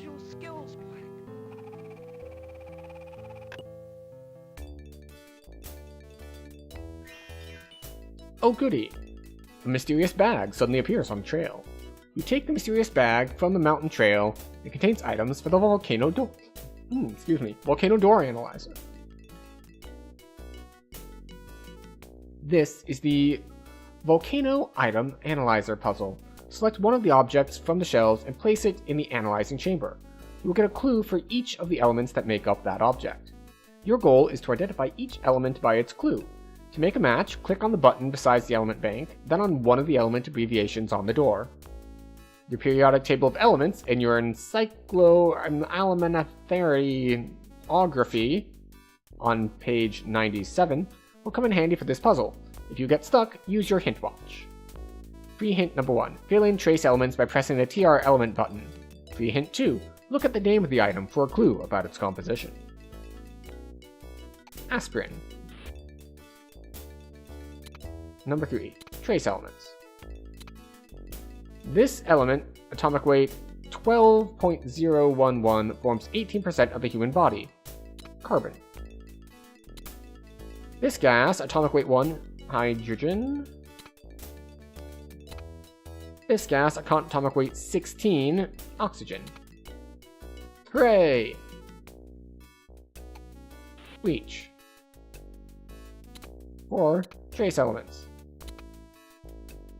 In the human body, this element, atomic weight 23-ish, is vital to nerve impulse transmission. Let's see. Well, this is bleach. Presumably chlorine bleach. But let's look at the other ones. This gas, atomic weight 35, is capable of combining with nearly all other elements.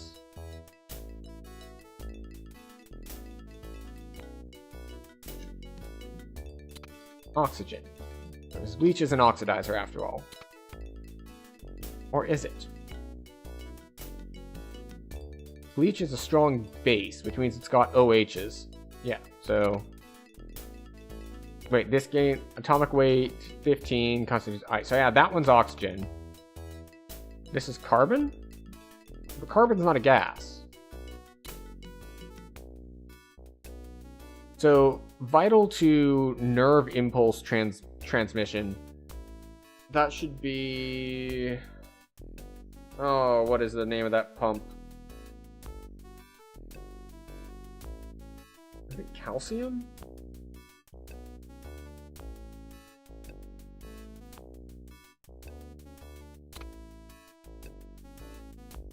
I mean, I can't just look up a periodic table.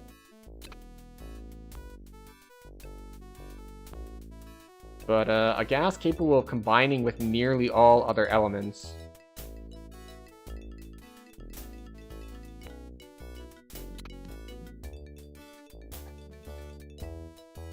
Alright, I'm gonna open up a periodic table real quick.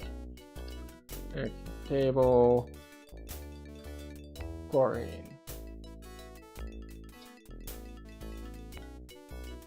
Alright, so that is correct. Chlorine does have an atomic mass of 35.453. Excellent. Which means this one...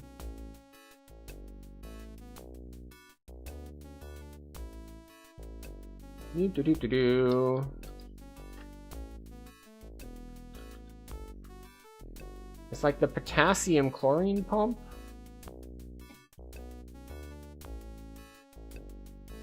Is it just potassium? Like, potassium's the one I remembered, but I didn't think it was, And sodium. Yeah, it's like sodium and potassium, but I didn't think there was sodium in bleach. I mean, it doesn't taste salty. But, what do I know?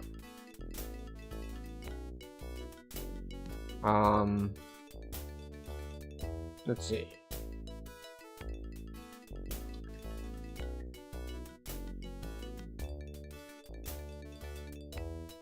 It is sodium. Huh. Why did I not know that bleach had sodium in it?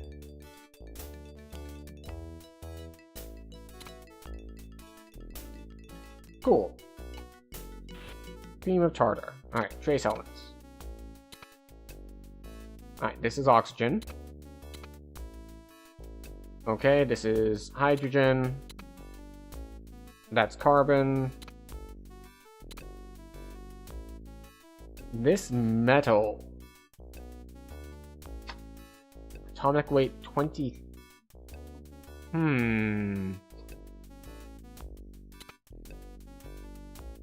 Iron, lead, aluminum, tin, zinc?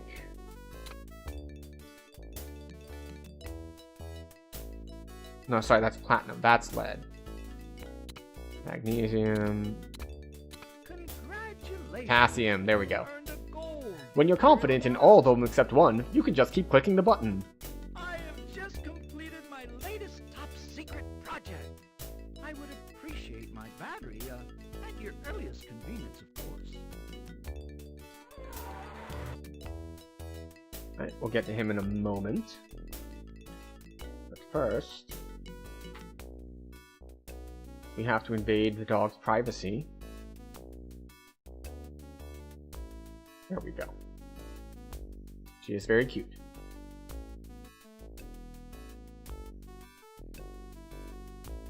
Off we go.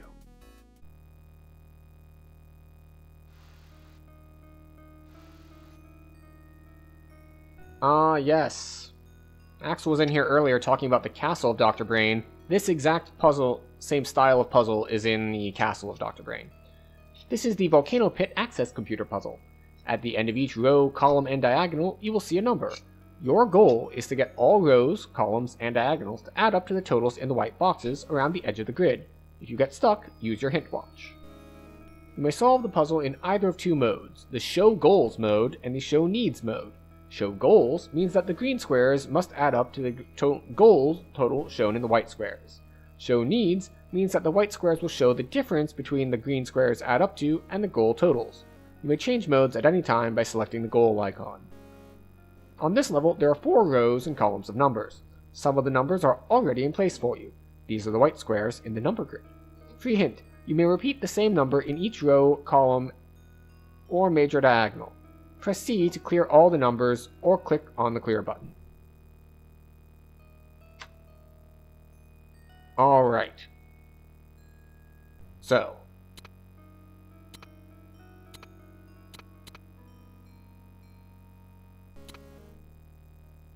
what do we need? We only need... So we're going to put 3s in here. So this needs to be 4. Alright. We're going to put 2 5s in here, because we need 10. That says we need a 6. That means this needs a 9. That means this is too big, so we shift that around later. Yeah, this needs to be much lower. And then this says it needs a 7. So we're just going to say, we're going to put a 9 here, and the 6 there. Okay, so this is too much for this now. Which is fine. We'll take this one down 3. Which means we need 3 more here, which is fine. We'll put an 8 there. That's fine. Put a 5 here. We'll put a 2 there. Alright, so the question is, how do we get 2 more here, then here, without messing up everything else? Because if we just swap these 2, for example, then our diagonal is now off. So our diagonal needs to be 2 smaller, but without changing any of these other rows. Which means... I think we can just move these 4 in like a circle, maybe. So if we change this to 1, then both of these need 2 more, which means that this goes to 5 and this goes to 7. Oh, we're on a different diagonal now, so this won't work. And this goes to 6 anyway. And then this goes to 6. And we have successfully moved the fact that we need -2 from this diagonal to that diagonal. Unfortunate. So we need 2 less here.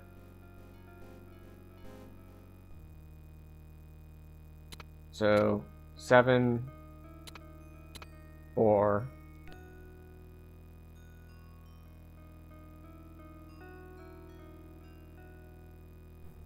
Uh, 3, 4. Now both of these need -2, which is a problem. Because obviously we can do that, but now that means this is way over, so we can have to do that, which means this needs 4 more, which is not gonna work.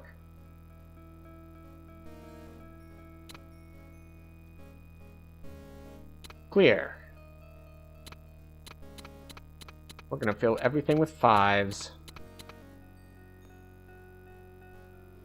And then it's like, alright, this is way too much. So we're gonna bring these all down to 2s. Okay, this has still got too much. And this has too much, so we'll drop this one. And this also has too much, so we'll drop that one. Okay, cool. Now this needs more. What needs more? This diagonal needs more, but pretty much everything else needs less. So let's go 7, 6, 6. Drop that. This needs 5 less, and this needs 4 and 1 less, which is good. So that goes to 1, that goes to 4. Alright, so now we have a few problems. This needs to be smaller, and these two need to be bigger. Which is good, in that, in theory, this all works out very well. Because if we did this all in one column, then that column is going to stay the same. So that goes down, that goes up, that goes up, and there we go, solved. Except, of course, for the diagonals.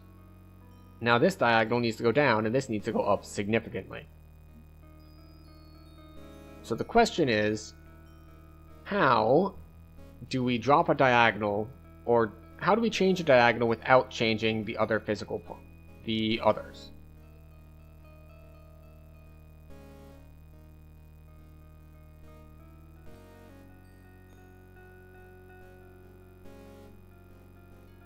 So I think the answer is we need to get basically a square. And I'm going to say we take this square. So we're just going to bounce this all around. So actually, this needs to be higher. So we'll take this square.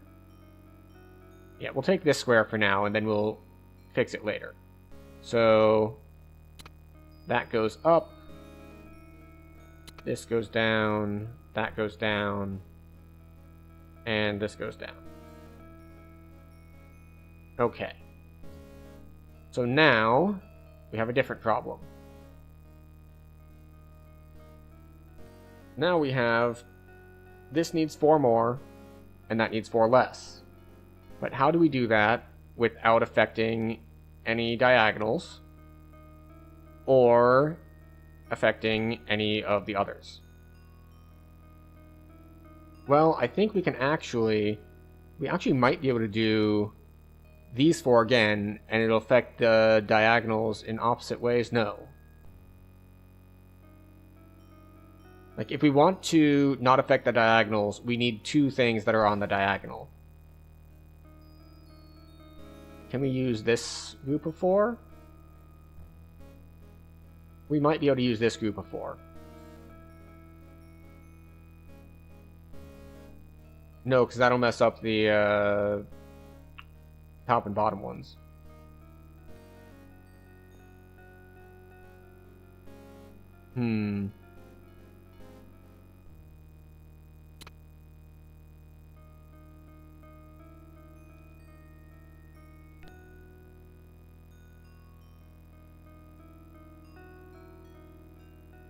So both diagonals need 2 more, and this needs 2 less.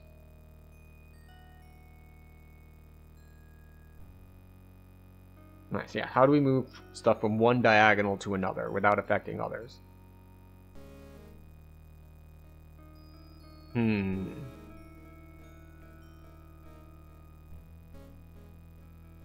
The problem is that I really can't use this column at all because I can only use a 1, a 1, and a 2. It's very tricky. Also, it is actually time for our regularly scheduled break. So we like to do this about once an hour. I missed the first one.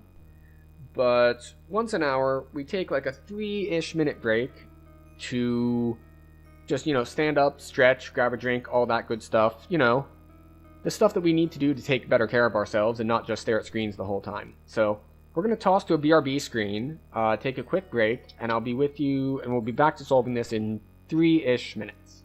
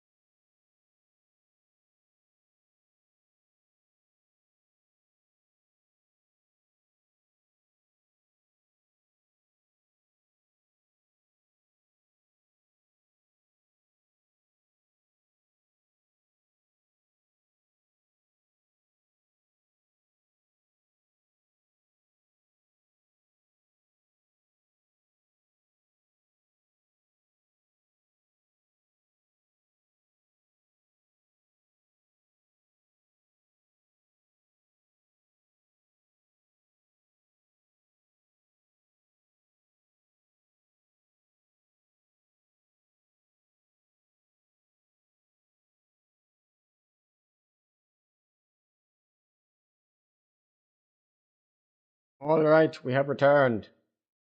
I think that was a little bit longer than 3 minutes, but we should be good to go.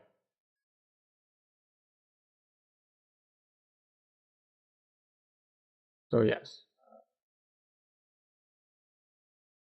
So we swap these. Oh wait, no, we needed to go the other direction.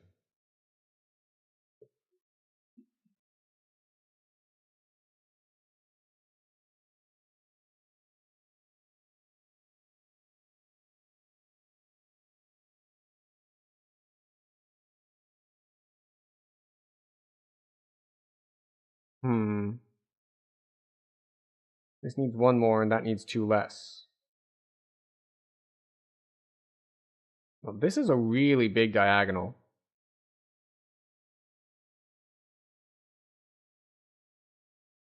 Oh, this needs -1, so it can only come from there if this is a 1.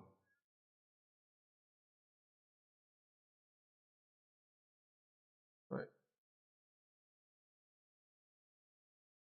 Somehow we went from needing 1 and -1 to... We went from 2 to 1s here, which is not necessarily what we needed.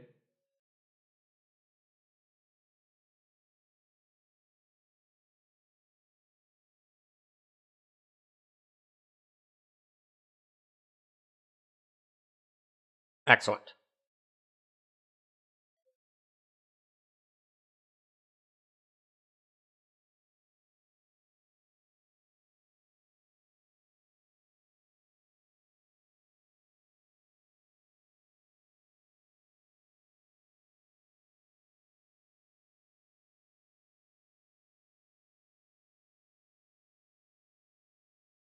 Alright, moving forward. This door is locked with a spectrum analyzer puzzle. To open it, create a compound key. Click the ring spoon in the element bowls on the bottom, then burn the ring spoon in the flames of the oven chamber on your left. Notice what happens next. Some colored lines will appear in a lower white box on your right, creating a pattern called a spectrum. When this pattern matches the pattern in the white box above, you will unlock the door. Decide which 6 elements were used to create the sample spectrum. Click on all 6 elements and burn them together to see if you are correct. Well, this is the trick. If we're picking 6 out of 8, that's not the right way to do it. The way to do it is to figure out which 2 you don't pick. Alright, so we don't pick that one.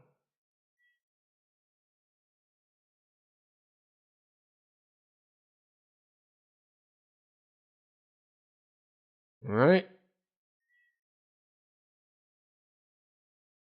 There we go. Not these 2.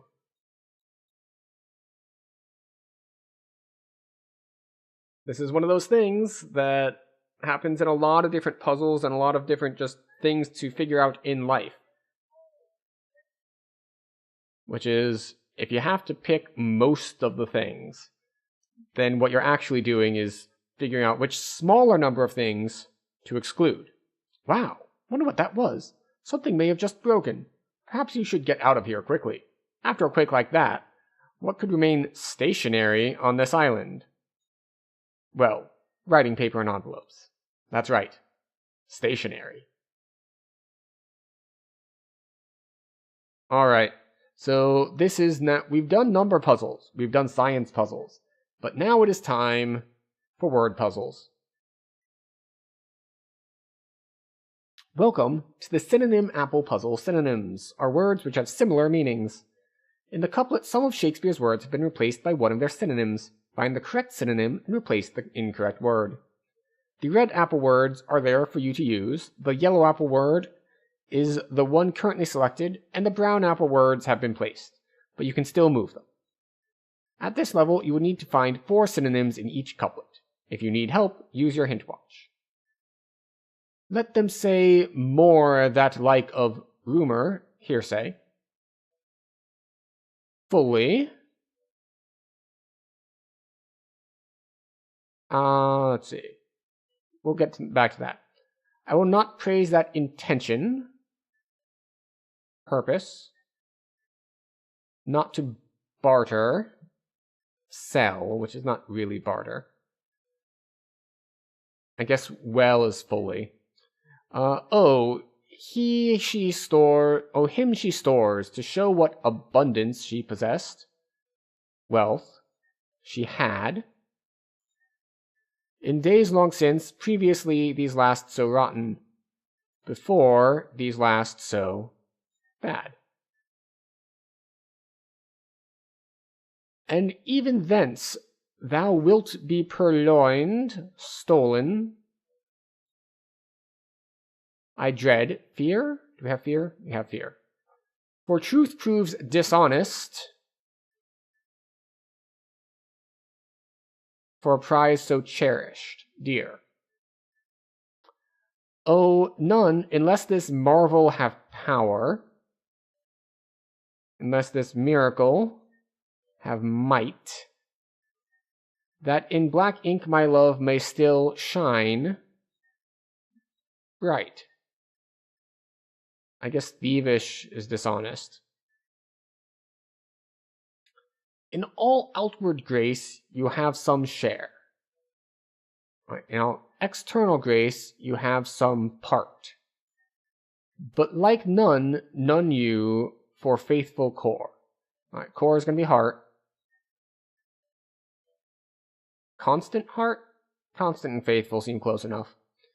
But day doth daily draw my anguish extended, my sorrow longer, and night doth nightly stronger. I had second thoughts about night doth nightly.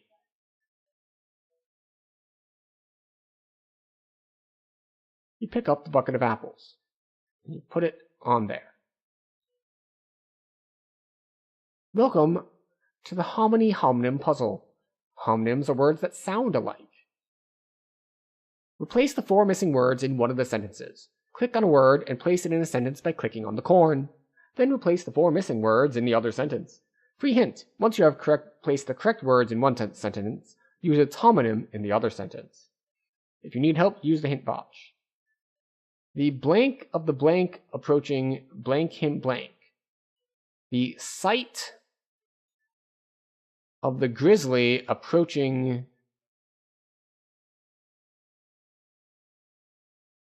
made him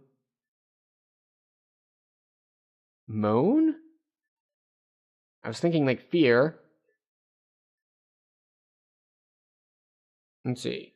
After the something had mown the lawn at that site, it was a grisly mess. After the maid. There we go.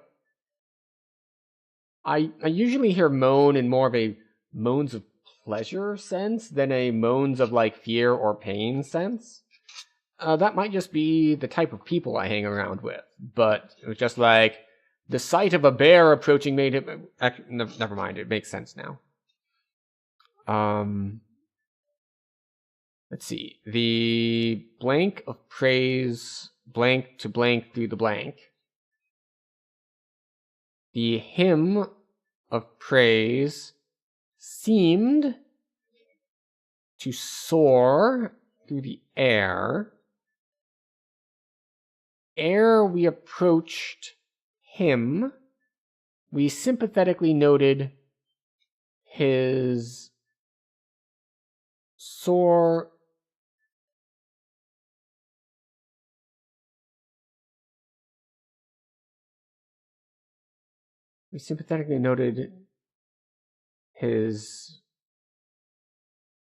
countenance and his sore and aching body.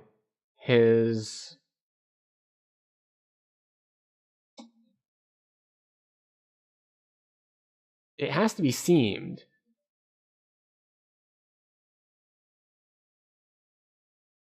I'm not sure I'm used to that usage of it, his seamed countenance. Alright. Lacking the blank of her friend, she blanked the floor while she waited for the blank of the blank to arrive. Alright, so she paced the floor while she waited for the Lacking the patience, with a C is, the ability to wait, as opposed to patience, which are for a doctor. Counsel. Doctor's wife's counsel. Well, she waited for the rest of the council to arrive. Was for the blank to blank their pictures and not blank them from each other. Was for the patients to paste their pictures? Why would they be resting them from each other? Okay. It's kind of a nonsensical statement, but, we'll make do. Welcome to the anthill antonym puzzle. An antonym is a word An antonym of a word is one with an opposite meaning. In each famous quote, the antonyms for 3 words need to be replaced by words the ants are carrying. Click on the ant's word, and then click on the word in the sentence that you want to replace. If you need help, use your hint watch. Thee may abandon a clarity if 2 of them are alive. Alright. 3 may keep a secret if 2 of them are dead. There is never a good war or a bad peace. Politics is perhaps the only labor, where's labor? Profession, for which there is no deficiency, surplus, for which no deficiency is thought.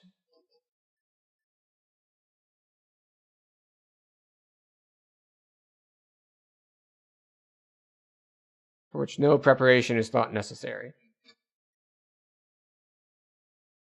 Whenever a man has cast a hating eye on offices, so opposite of hating, longing, a freshness terminates in his conduct. So a rottenness rises, begins.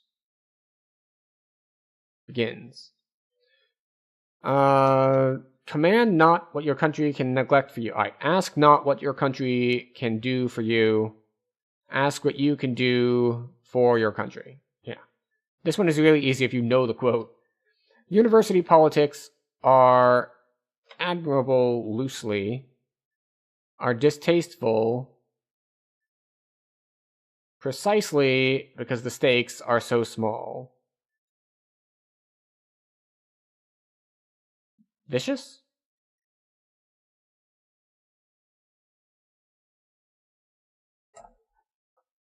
Excellent. You pick up the watermelon gift from the ants.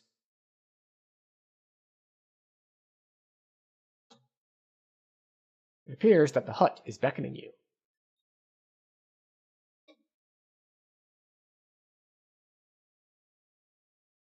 Oh, I forgot I turned the game audio off during the pause. Let's get that back, shall we?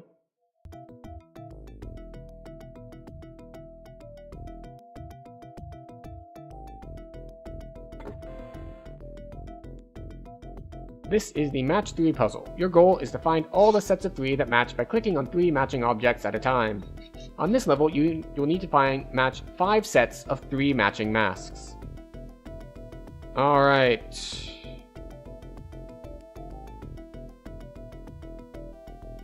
So let's go for, this headdress and, the skinnier face. Alright, so we've got 2 of these. Do I have another, headdress, skinnier face?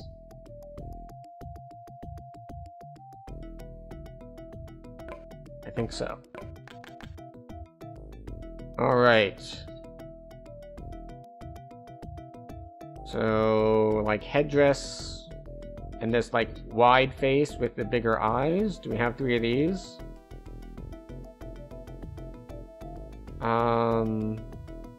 Looks like no. I don't see any others with, those eyes. So we got these 2 that are next to each other. We have another one. There we go.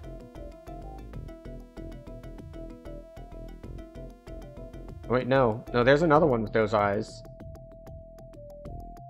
But I don't see a third. How about these, like, green eyes? Do we have multiples with... there's a second one with the green eyes there. But I don't see a third one with the green eyes, so... How about these red dot eyes? Right. There's two with the red dot eyes here. And there's a third one.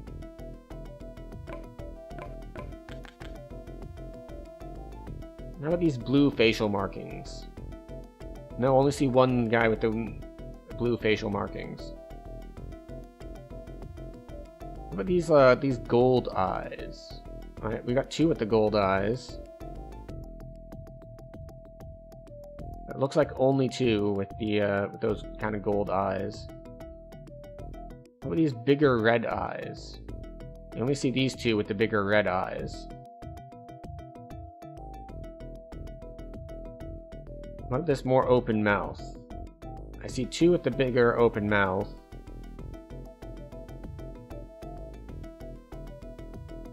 And I see one over here with it, but that's a different face shape. And then one here with it, but that's also a different face shape. But these three match. Alright, how about the, like, silver beard thingy here? No, I'm not... Well, we got two. But I don't see a third.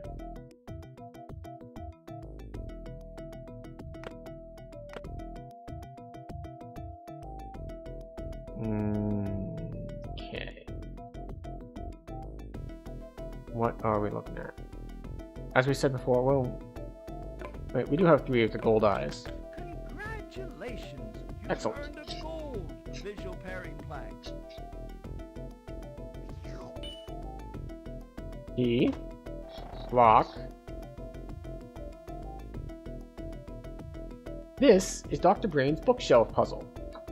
Someone, who could it be, has rearranged all the books on each shelf. Your goal is to rearrange the books by matching them to the correct category name on each shelf. At this level, you need to put 5 book titles on each author's shelf. All of the information on Dr. Brain's bookcase can be found in your Encycloalmanac Dictionaryography. Match each of these books, poems, to the poet who wrote it.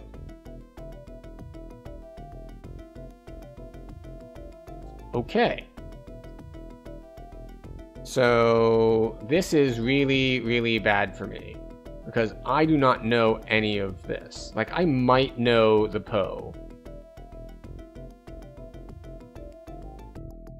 Alright. The Raven.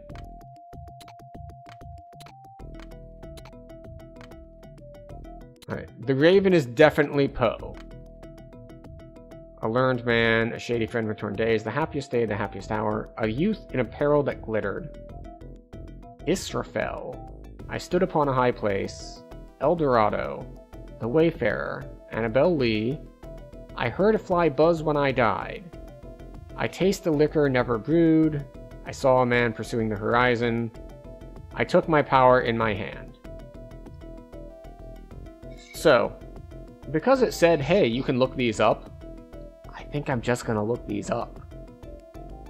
Because otherwise, I'm gonna be here all day if I have to try to guess these.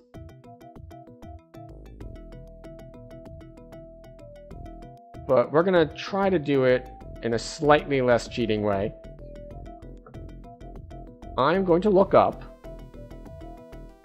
Stephen Crane poems.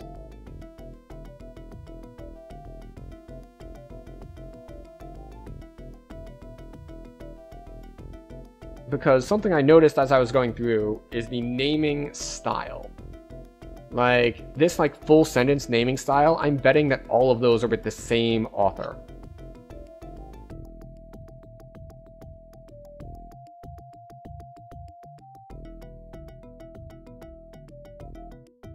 Alright, what do we have?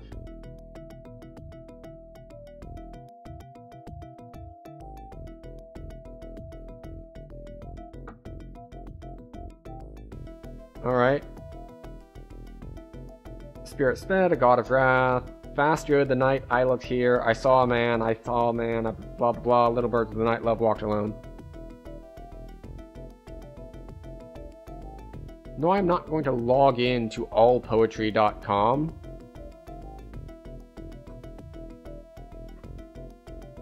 I saw a man pursuing the horizon. I took power in my hand. I tasted liquor never brewed. We're gonna say that's not here.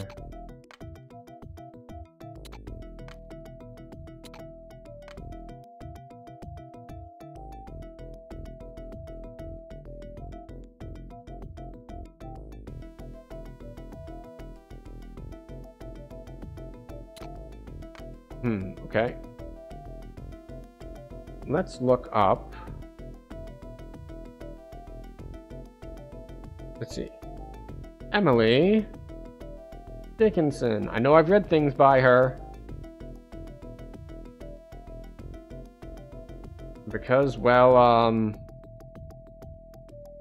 I know the name from school.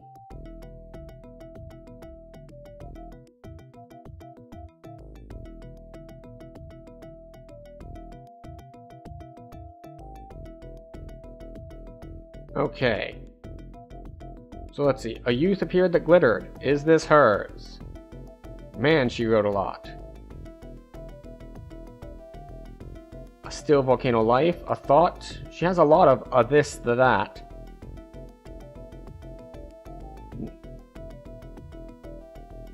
But no, it looks like a youth is not one of hers. So we'll leave it in the Stephen Crane.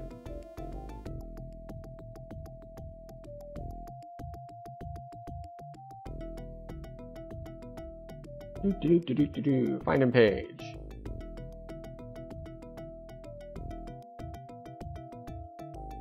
El Dorado is apparently not hers. Youth. Left in immortal youth. So it's not Emily Dickinson's. Alright. Stood.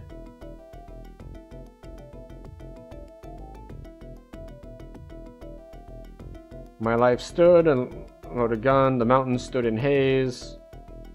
Stars are old that stood for me. Alright, that's apparently not hers either. Okay. How about... Alright, Israfel is also not hers.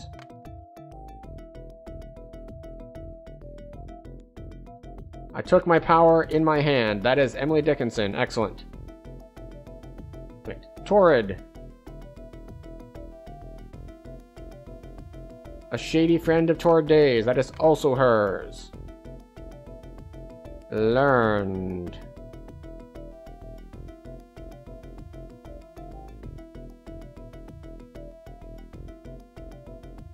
A learned man is not hers.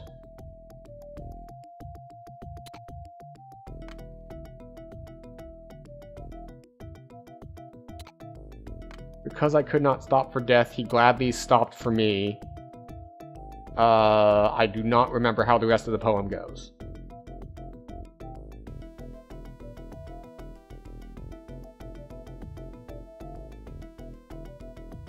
Good. Yeah, because I could not stop for death. Yeah, that is Emily Dickinson. Okay. Stood. Did I already check stood? Mountain stood in haze. Alright, so this one is not hers. Let's check the others. Let's check Horizon. These tested our Horizon, so no.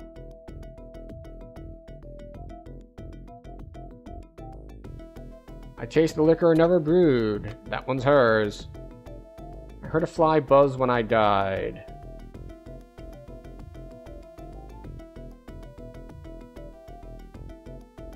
Alright, we have all the Emily Dickinson ones, which means that, in theory, I should be able to figure out which of these are whose.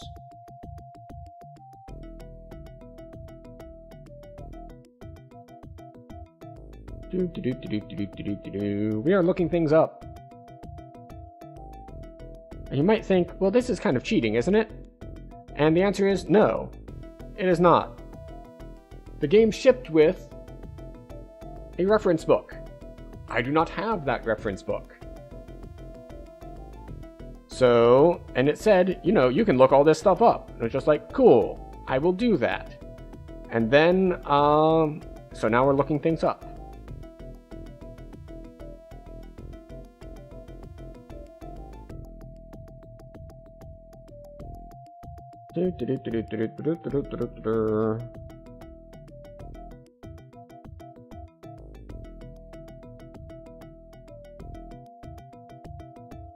See, I know Poe's short stories much better. You know, A Cask of Amontillado and things of that nature. I do not know his poems.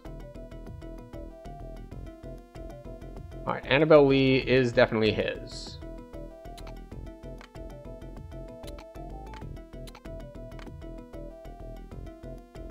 El Dorado is his. A Learned Man? Maybe. The Wayfarer? Maybe. This is only telling me selected works. The Happiest Day, The Happiest Hour. A Youth Appeared That Glittered.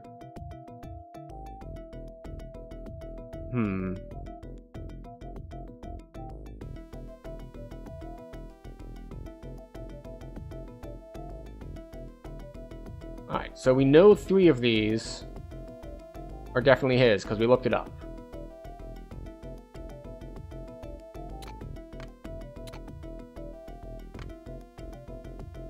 So now we're gonna look up directly some of these others. Alright.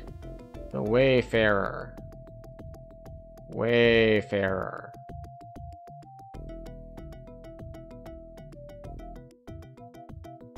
That's Stephen Crane's. Alright. How about Israfel? I'm betting this is Poe. Yeah, alright, it is Poe. Okay, cool. That means this must go up here.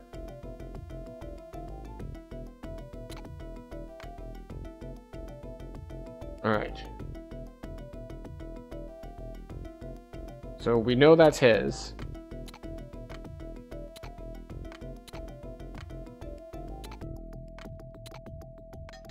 And it said there were 5 each, so I just brute forced the last one. The problem is, I don't think I learned a whole lot from that, because I don't think I'm going to remember the outcome of that. Maybe I'll pick one up.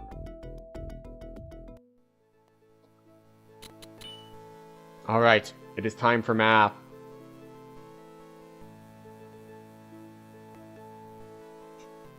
This is Dr. Brain's counterweight puzzle. His elevator counterweight is empty. No wonder the elevator won't go down.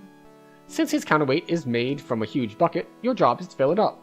The counterweight, huge bucket, is divided into 3 sections, left, center, and right. Learn more about this puzzle by pointing your finger at everything. Your documentation also explains more. If you get stuck, use your hint watch. First, decide which of the 3 sections you'd like to fill. Then adjust the funnel fill hose, shown in the tipometer display by clicking the hand cursor on one of the 3 weight displays below. Beside each liquid dispenser, labeled W for water, M for mercury, and A for alcohol, is a display indicating the number of times each will dispense liquid. Your goal is to fill each section using the exact number of dispenses, or fewer, without tipping the counterweight over. Note, if you overfill any single section, all 3 sections of the puzzle will reset. If you fill up the left side without balancing the liquid on the right side, the counterweight will tip over and spill all the liquid. There are multiple solutions to filling the counterweight. Free hint, when you're filling the side sections, go easy on the mercury. If you get stuck, use your hint watch. Alright, so we have 2 water, 4 mercury, and 8 alcohol. So I do not remember off the top of my head how much a quart of mercury weighs. So we're going to start with a cup of mercury.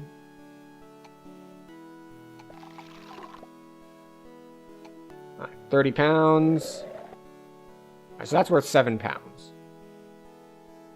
A quart, for those of you who are not familiar with Super America units is 4 cups. Which means that a quart is worth about 28 pounds, which means it will be too much. Or maybe just enough. Let's see if my math is right. Worst case scenario, the puzzle resets. Yep, that's what I thought. It's like 28 pounds.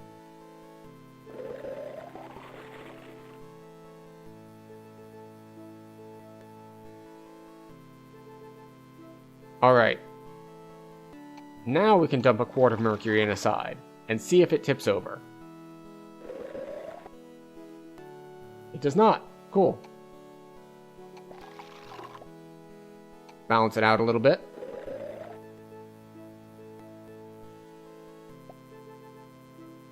Alright, we're going to dump a gallon of water in the left-hand side. A gallon of water should be, I think, 8 pounds? Yeah.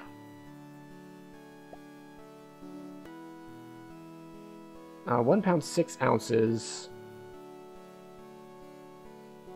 is 2 cups of water and 1 of alcohol.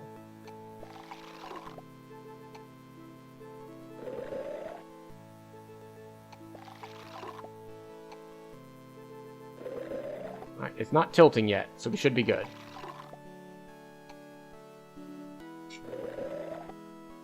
Alright, well, we know that we have 2 shots of mercury left, and we know that a cup of mercury is about 7 pounds. And we know that a quart is 20-something, so there's nowhere that we can dump a quart, so we might as well dump both cups into this piece that needs the most.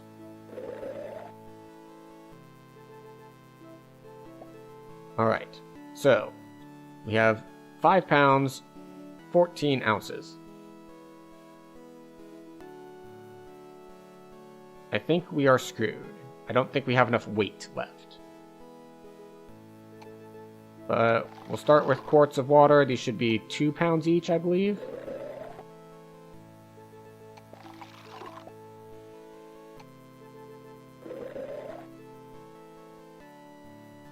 And then we need... Yeah, and then I think we're screwed. I don't think we can get this exact anymore. Oh, never mind. We can. Excellent.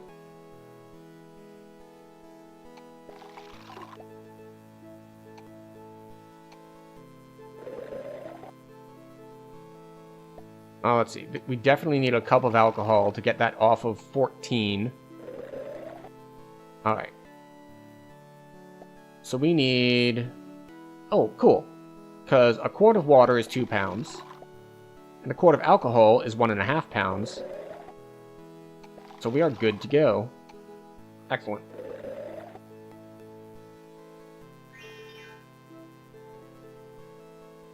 Wow, you solved the puzzle and still have liquid left over. You've really mastered your measuring skills. Congratulations. You have earned a gold. We do, however, need to remember to not drink the mercury alcohol.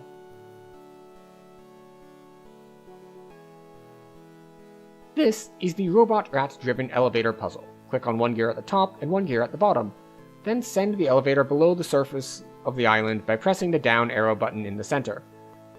The robot rat can only pull a certain amount of weight. Select 2 gears that allow the robot rat to adequately drop the elevator.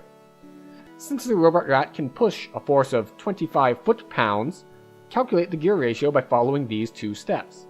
Subtract the weight of the elevator from the weight of the counterweight. Divide your answer by 25. This will give you the correct gear ratio. Alright. For example, yes, I get that. Alright. The difference is 57. 57. 57 over 25 is about 2 1/3.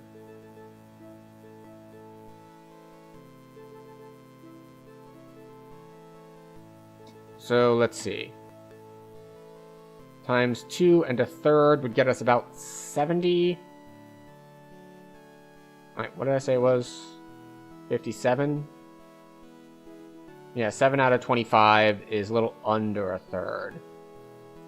So 2 1/3 third of this. Let's see, that's 72 plus another 12. Yeah.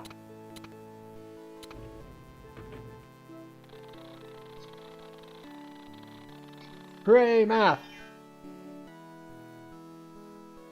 Congratulations! You've earned a gold physics plaque. I am the best at physics, after all. Clearly. I can wait no longer. Please bring it soon. Remember, I'm counting on you. Whoa, this place almost came apart. You better get off this island quickly.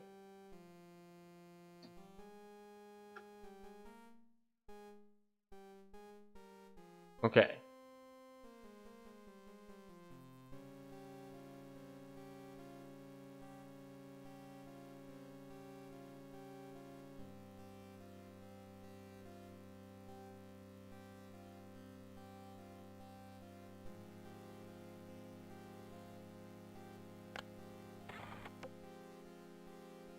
This is Dr. Brain's programmable robot puzzle.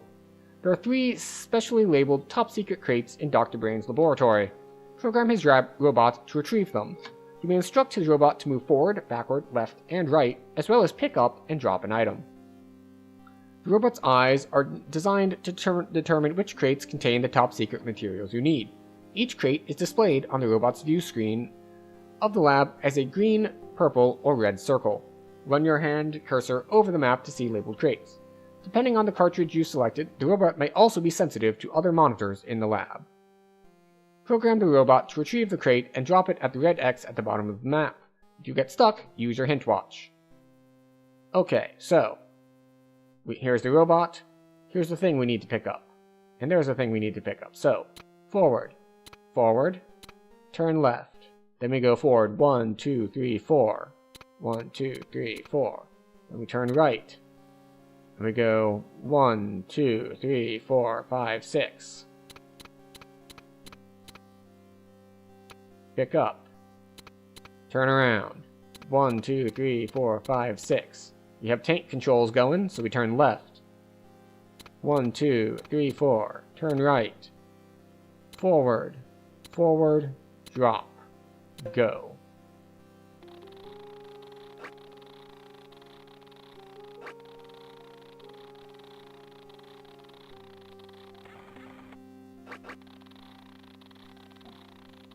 Yes, these do get harder as you go. That one, it actually follows our instructions. The robot returns the crate, and you discover it contains a silver key.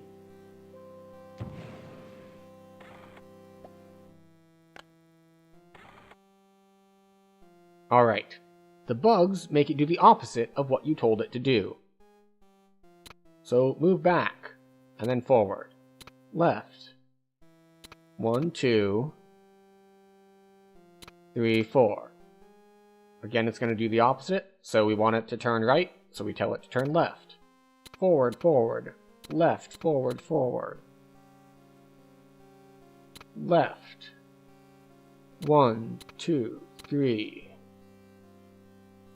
4. We want it to turn left. Right. Pick up. We are now facing this green dot, so we will turn left. We will go 1, 2, 3, 4. Turn left. Forward, forward, right. Forward, forward. Left. Forward, forward. Forward, forward. Right. Forward, forward. Drop. Go. Hopefully I counted the tiles correctly.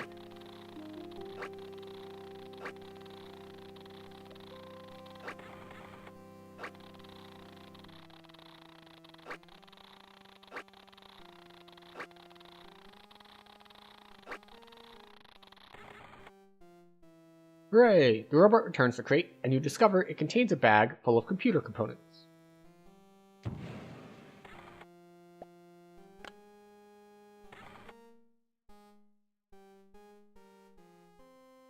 Okay, so we need to pick up this one now. And I think that this one, like, if you look at a monitor, it like gets entranced. So, forward, forward, left. 1, 2, 3, 4. Right. Forward, forward. We're gonna turn right, so we face away from it. We're gonna moonwalk our way forward. Then right. Forward. We might as well come all the way down. 3 more, so we should be here now. We turn right. 1, 2, 3. Right. Forward. Left. Pick up.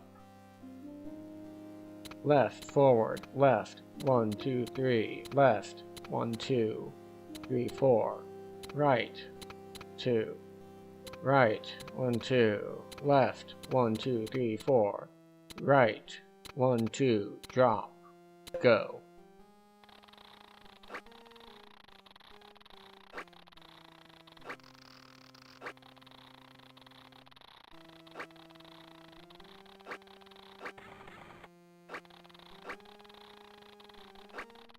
Okay. We should be good to go. Unless I miscounted in this last section.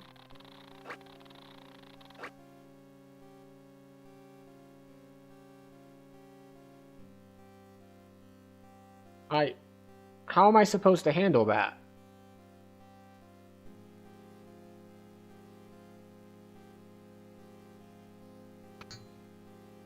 Alright. So, I guess that if it's going to get distracted, I can just add another step to turn away from it at the time. I thought it had to do with facing. Maybe it's only if it passes on the same square as it.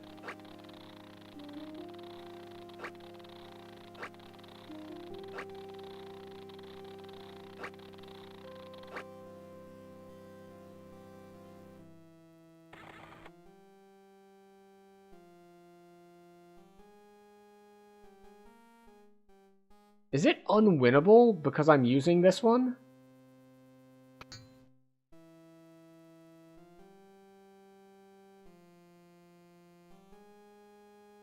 Like, did I use them in the wrong order and now I've made it unwinnable?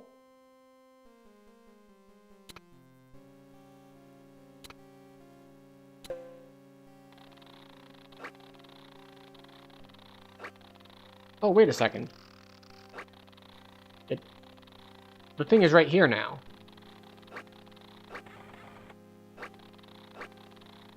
It actually put it down on the monitor. So I need a whole new program.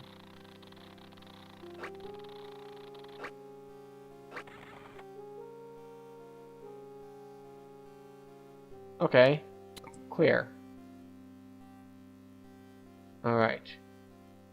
Left. Pick up. Left. Drop.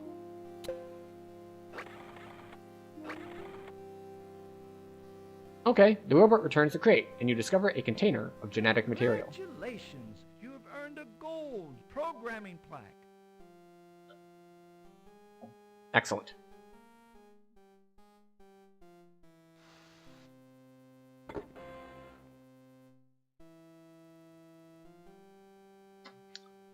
This is the Cyborg Genetics Puzzle. Dr. Brain has been contracted by the Intergalactic Society to breed cyborgs for future planetary explorations. To meet the Society's specifications, certain adaptations will have to be performed on his cyborgs.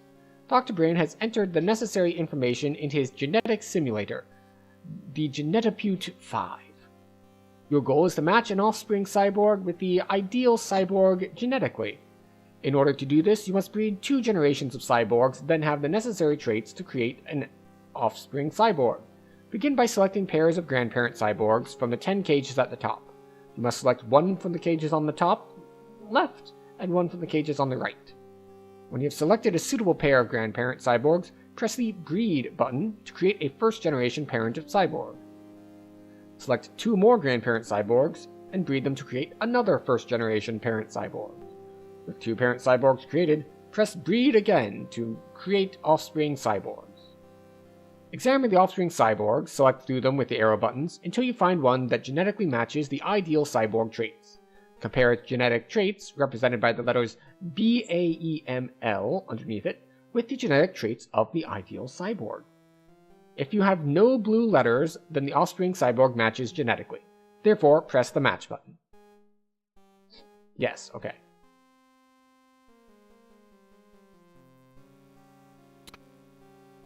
Alright.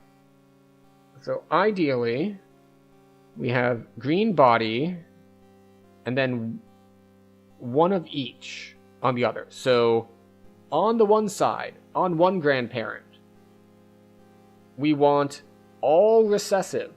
And on the other, we want all dominant except for the body. Alright, so we're looking for all recessive, or as much recessive as we can get.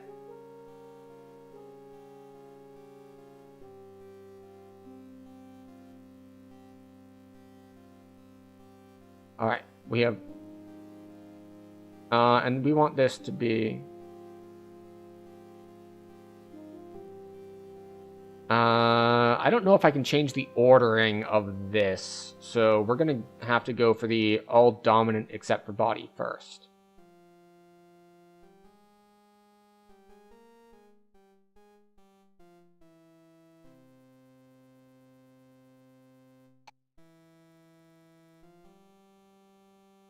Wait, no, it looks like I can do the order. Okay, so we want all recessive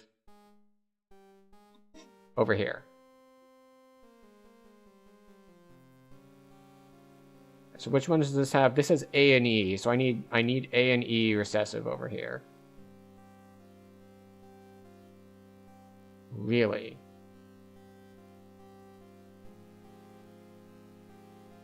Oh, it's gonna be this one.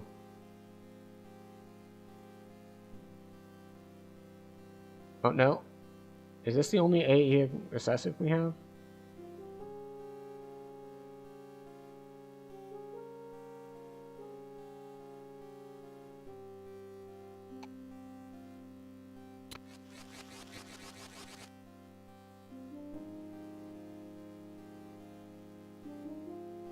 Okay. And then on this side, we want all dominant except for body. So we need all the dominants. And then we need an M dominant on this side.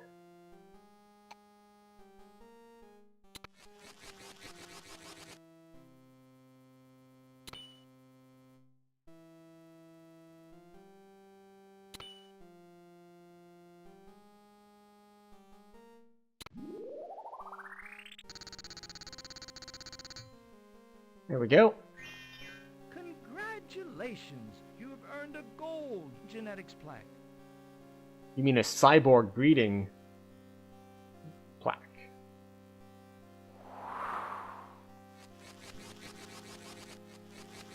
We're good at breeding the cyborgs, what can I say?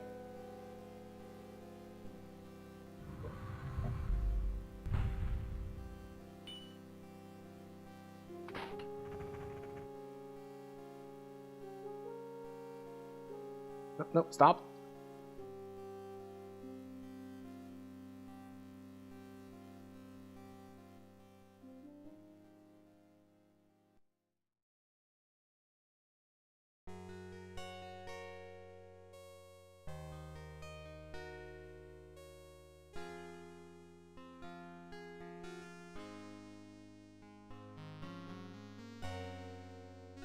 Okay.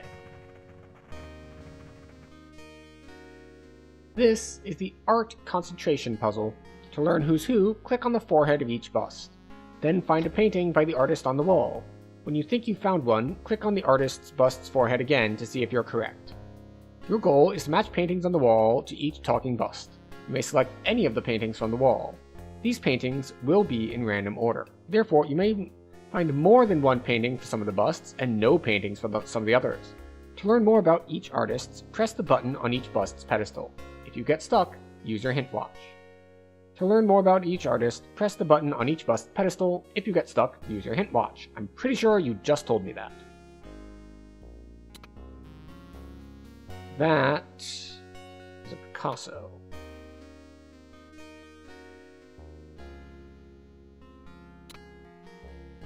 That is another Picasso. Really? That is a Georgia O'Keeffe.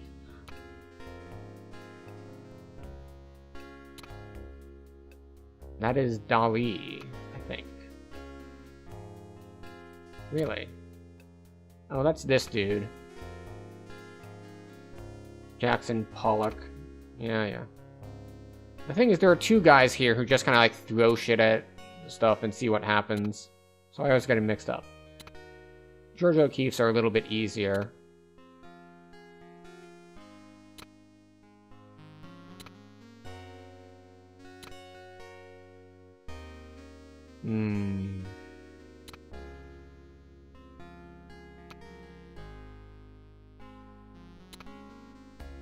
Is this a Van Gogh?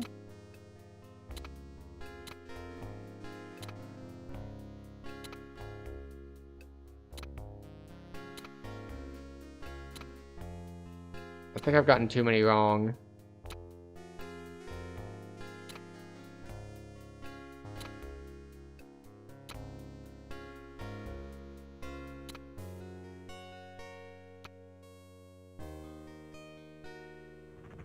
Yep.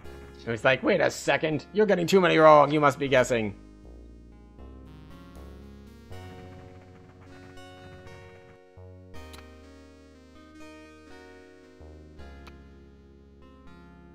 Alright, so that's Dali. That's...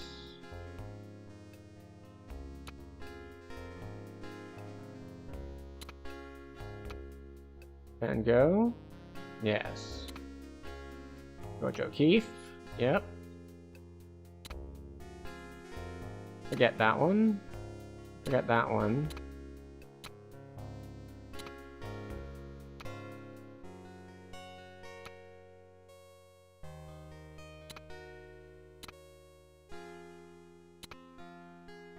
Right. There we go. That's self-portrait.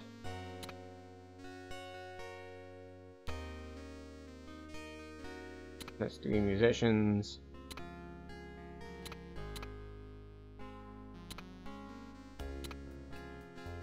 Okay. George O'Keeffe, that's an easy one.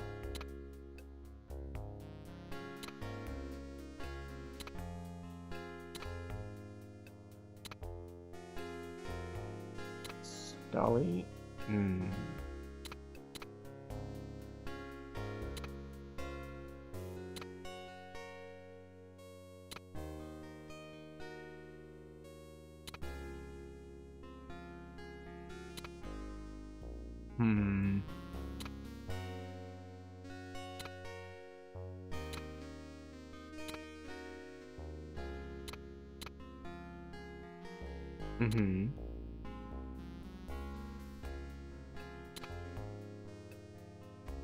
Alright, we have these 3.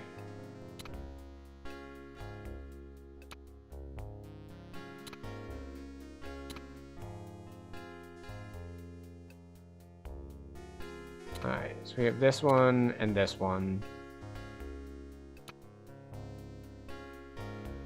Alright, so it's not these 2, because these guys are the paint splatter guys.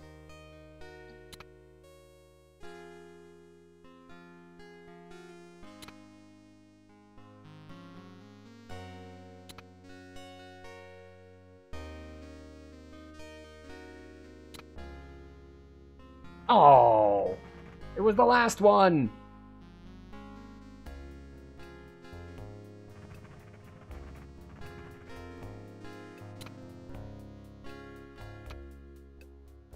Yep, it's Picasso, that's George O'Keeffe.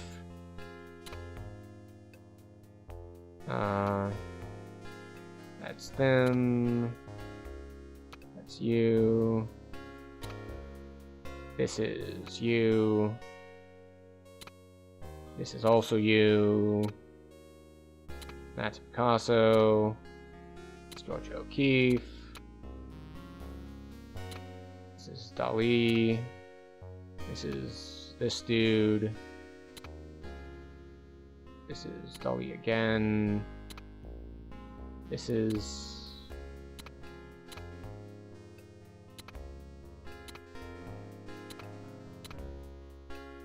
Who did this one?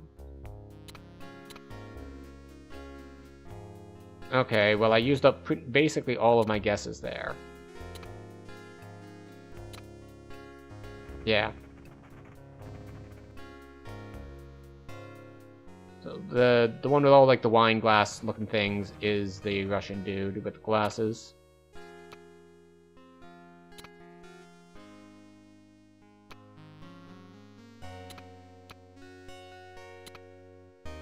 Yep. Yep, it's Dali. That's Van Gogh. It's also Van Gogh. George O'Keeffe. Oh, what's this guy's name again?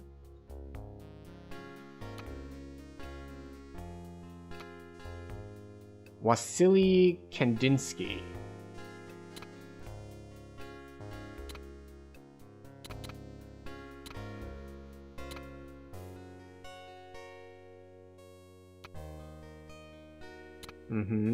Yep. Yep. Uh-huh. Yeah.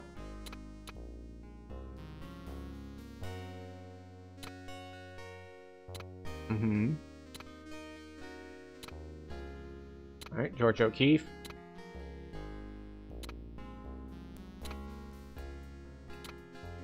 Congratulations. Okay. You've earned a gold art recognition plaque. More of a short-term memorization plaque than art recognition, but I'll take it. This is Dr. Brain's music puzzle. See if you can master all 3 of his musical lessons. Lesson 1, sight reading. Listen and read each note as it's displayed on the staff, then click the corresponding key on the keyboard. If you need help, just use your hint watch. Okay, so let's see.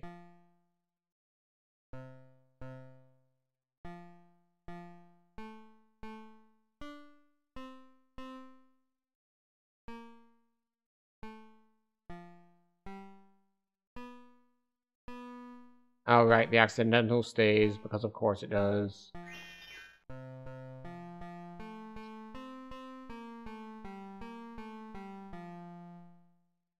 Lesson 2, placing notes. Listen and watch each key on the keyboard as it's played. Place the corresponding note onto the music staff. If you get stuck, just use your hint watch.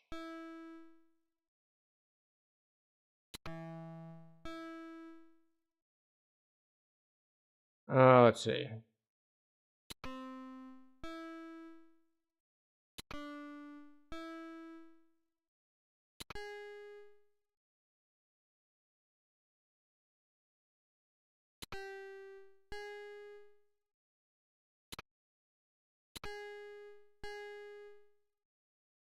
Hold up.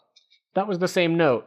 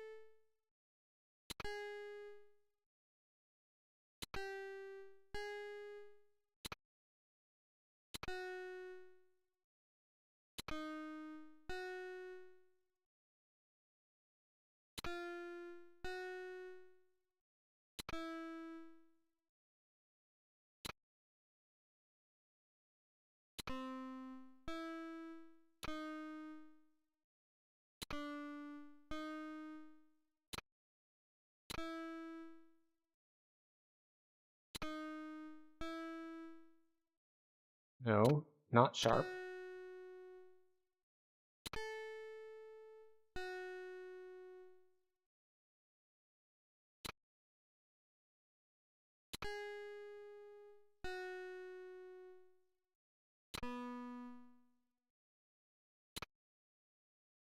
No, let's see.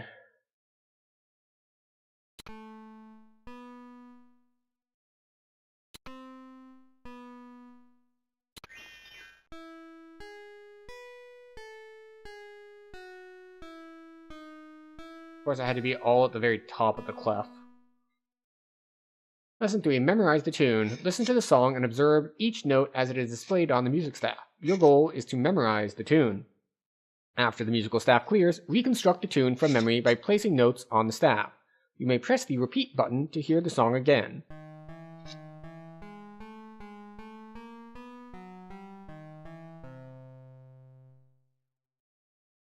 Okay. Okay.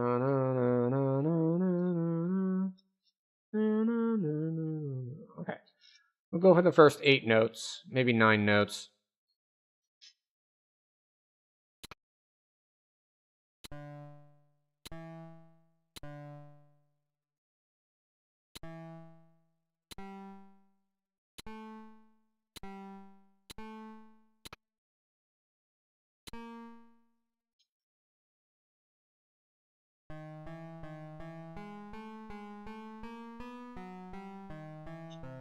Alright, so I need this to be sharp, this to be sharp.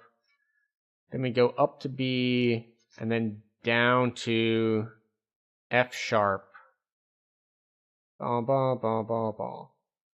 Alright. We go up to B, then come down to F sharp. That's normal. I think that's wrong, but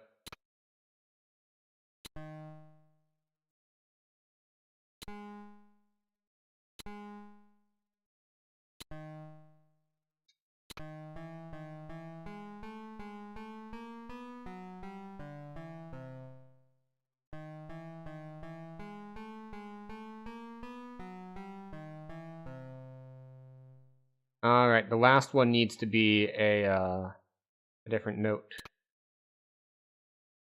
No, not flat, that kind of note.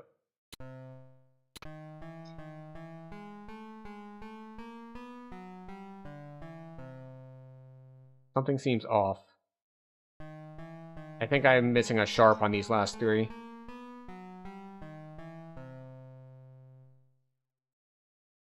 So these are not normalized. They should have the sharps from earlier.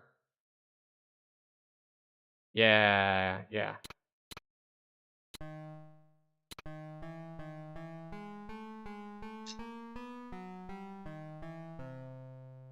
Congratulations! You have earned a gold music theory plaque.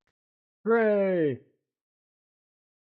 You have mastered all 3 lessons. Just click the exit at any time when you're through. If you'd like to play Dr. Bean's keyboard some more, you may play anything you wish.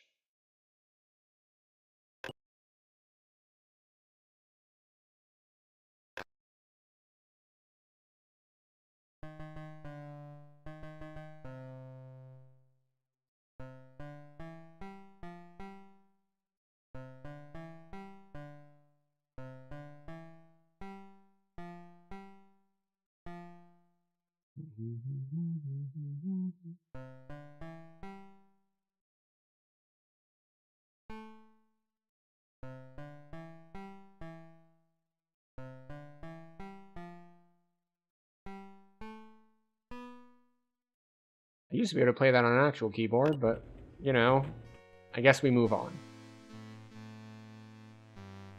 Good job! You have found my battery. It is imperative that you bring it to me immediately. And while you're at it, put a fresh charge on it.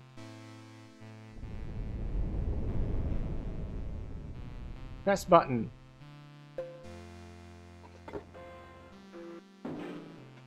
Alright, well, that's no good. Repair the navigation computer. On the left are 4 rows of computer components. Each is missing one essential part. Study each row looking for logical patterns between its components. When you discover this pattern, replace the empty space with one of the components on the right that fits in the row. Alright, we've got a big green spot growing in the middle. We have a purple spot growing in the middle.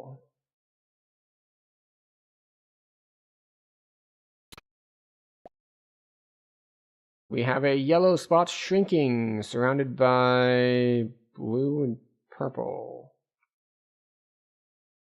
It's got a bigger green. I guess it's this one. And then we have green that is growing. Hooray! We are getting very sleepy. Congratulations! You have earned a gold Visual Series plaque. Throw the lever!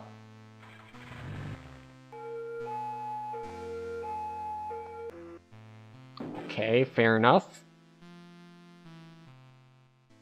This is Dr. Brain's transistor logic puzzle. Test the old chip to learn its logic pattern. Next, use logic gates to program a new chip. To test the old computer chip, follow the 3 simple steps. Place the damaged chip in the chip test socket. Press the test button. Malfunction. Bad slew rate. Very, very bad. Upset. Reading logic. Study the logic of the damaged chip displayed on the screen. To operate the circuit programmer, perform the following. Decide which logic gates were used to produce the logic of the damaged chip, output shown in column 0. Place the logic gates in the circuit area. Connect the input letters to the logic gates in the circuit area. Test the logic by clicking on the blah blah blah blah blah blah blah blah blah blah. I know how this works. So, fun fact, I did this competitively in high school. What was the name of the competition? It was basically a programming competition, and it got split into 2 parts. One was the programming, and one was the written exam. And doing Boolean logic, and logic gates and stuff, was part of that test. So, as you can see here, what we want is, basically, if D is 0, this is 0. So, we're going to have an AND gate with D, which is going to force it to be 0 if D is 0. And then, otherwise... Oh, this is literally just D and A. Right? Right.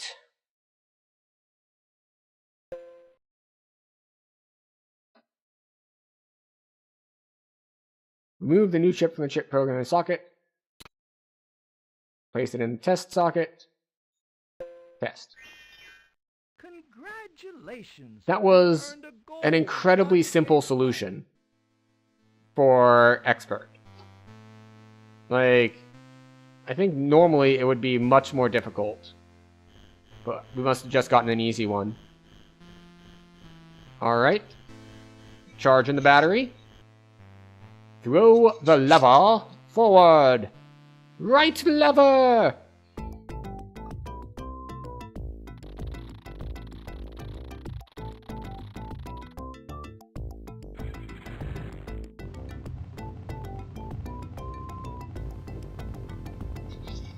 Aha! The old ship hidden in the island trick. You've seen that one before. Wait a minute. Have you seen that one before? I have.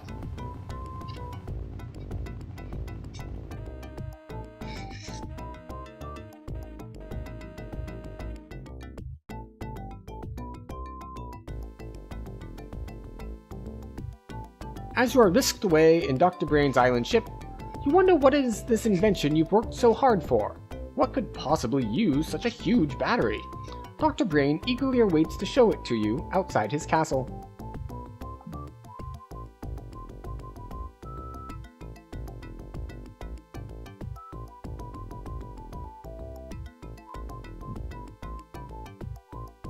We just do a quick lap,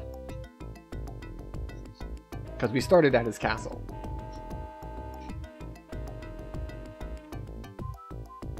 It's an automatic, ultra-foot massaging, completely adjustable and reclining chaise lounge beach chair, including all the amenities, of course.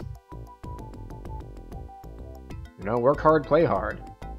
I could not have completed it without your help. Thank you. Now let me see how well you did on my island. Splendid. You earned a fantastic score of 381 out of a possible 390 points. Because I forgot to set the difficulty higher on the navigation puzzle, which we did before stream, because it also acts as the DRM, where like you need to look something up in the manual. And I forgot to set it to a higher difficulty than novice, so yes. You have also earned 0 extra credit points out of a possible total of 287 extra credit points, which gives you, along with credit for your unused hint charges, a grand total of 403 out of the highest possible score of 1,000 points. What are the extra credit points?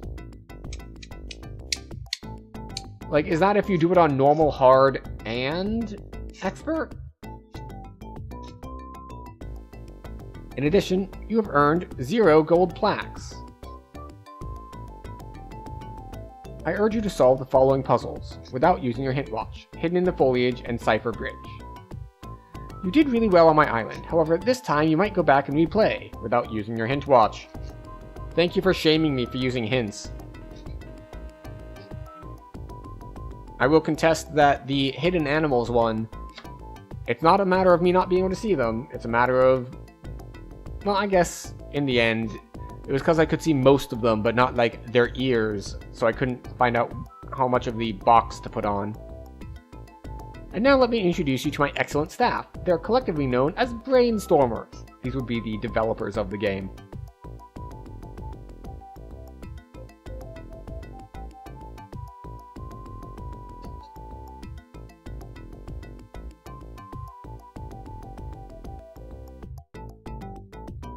I can say in like Encyclo-Almanac Dictionaryography.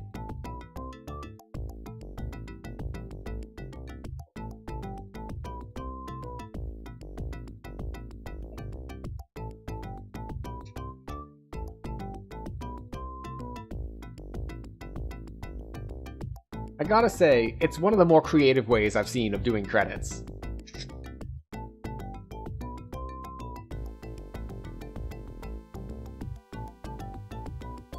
P.S. Buy Dynamix games, of course.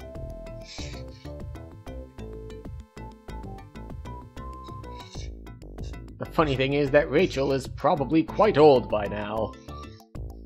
Depending on how old she was when this came out, presumably she already existed, then she is in her 30s. Or possibly higher. It's a happening game.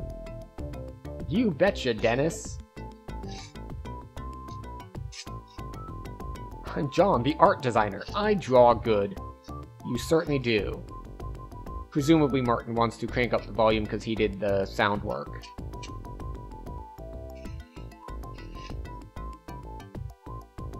And I think we will choose to quit playing. And it just drops us back to a prompt. Not one of those newfangled AI prompts. A command prompt.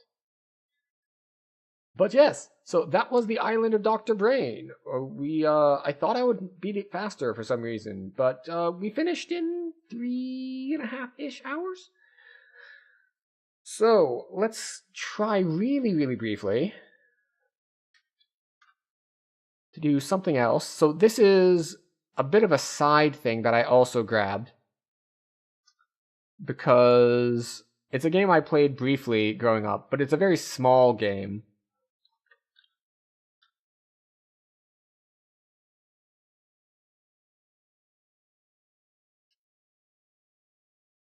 And it's a much dumber type of edutainment game. Let's see how the audio is on it. So, this is Animal Quest.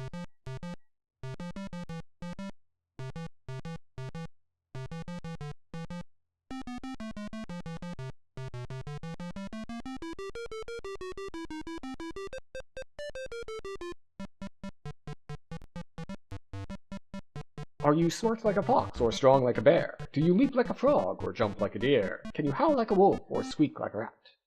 And we're going. All right. Use your mouse to select a game. Forest animals. Use the mouse to select an animal. Easy, medium, or hard. Also known as how high are you on the food chain. We're going to go for a snake. Now, here's how this game works. Or not. I have messed up the controls. Snake. Alright, we move with the mouse. So, our goal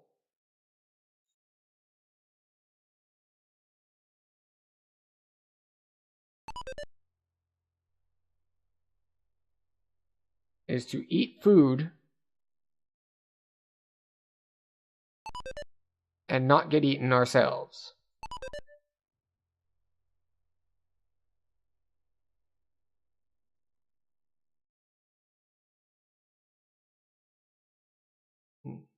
What is this? Oh, it's a restart button. The music button appears to not do anything.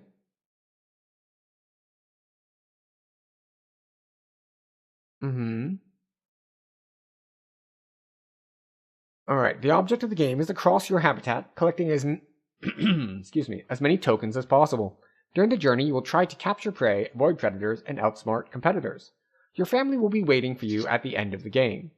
First, you select an animal from 3 levels of difficulty, each one providing increasingly more challenging games. Alright, you collect energy tokens by moving into a prey square. You lose 20 tokens each time you move to a square controlled by a predator. When you've collected 50 or more energy tokens, you can move diagonally too. You cannot move into rocks, trees, or predators. The compass at the bottom of the screen shows all possible directions. Keyboard. Use the arrow keys to move up, down, left, and right. Okay, so I tried to do that and it kicked me out. Excellent.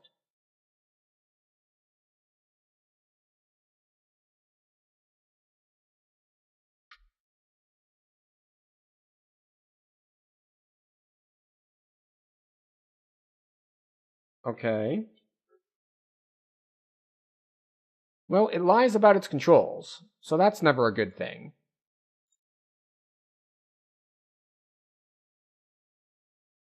Also, press the spacebar to skip a turn, to move diagonally, use home page up and page down keys. Alright, so it seems like it should be using the number pad. But pressing the buttons on the number pad does not do anything, so I guess we go mouse only. So the goal is that we eat food and do not get eaten.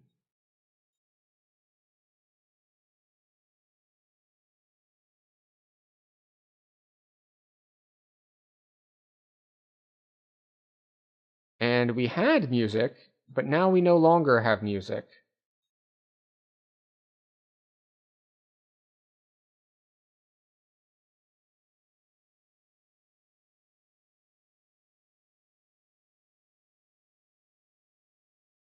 So this is a very simple sort of like, teach kids about the food chain sort of game.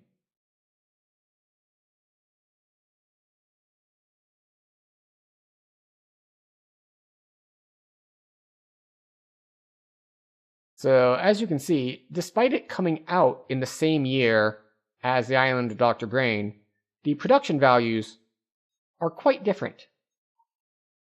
Extremely different, in fact. But, you know, we're going to run away from the predator. But that's... Oh, yeah, we can move diagonally now.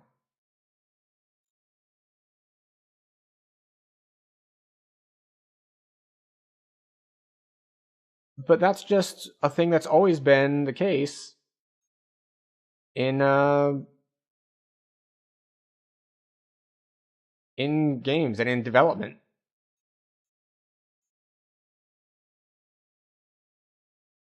You chase the mouse, I will run away from you. So it's interesting to see, even back here in the year of our Lord, 1992, that this holds true.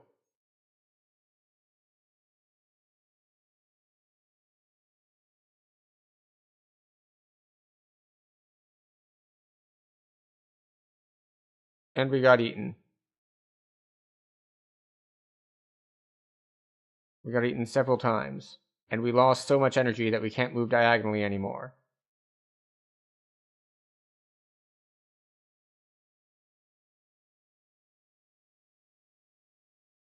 Off we go. We're running away from the fox. I don't know why our music isn't playing. Ah, we can turn off the grid. That does look a bit nicer. Ah, okay. Now we have our sound back because we clicked on the thing again, but the music stops playing. And look, we got to our family.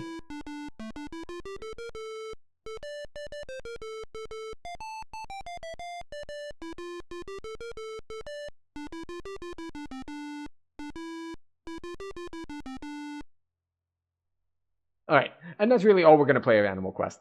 It is a very simplistic game. But I saw the screenshots of it when I was looking through things that I could play, and I was just like, wait a second, I recognize that game! And I wanted to show it off. And it makes just an incredibly good foil for the Island of Dr. Brain, because they came out in the same year. And they are worlds apart in the quality and execution side of things. So, that's always been a thing. Low grade, high grade. And it's just fun to see it, because it's always been the case. And it's just something I have to keep in mind as we go forward with this series, that theoretically I'm seeing game development advance as we go forward. But there will be times when it appears to be going backward, because I will have done a high budget game in a previous year and then a low budget game the next year, and it'll fall behind. And that's just going to be interesting to see. Oh, and we have a Rattlesnake Hall of Fame, new high score, 23. Excellent. Alright, but that gets us to the end of the stream. For anyone who is still here, thank you for sticking around with me through the Island of Dr. Brain and our brief foray here into Animal Quest. I understand that there are many, many places you can be on the internet, and you have chosen to spend your evening with me, so I appreciate that. If you would like to see more of this, I don't know if I'm going to be doing another stream this week. There are 2 days left of the week, but I've already done 4 stream nights, so I'm probably going to be doing other stuff other nights. Which means I will either do something like, if we do another stream this week for 92, it'll probably be Star Control 2.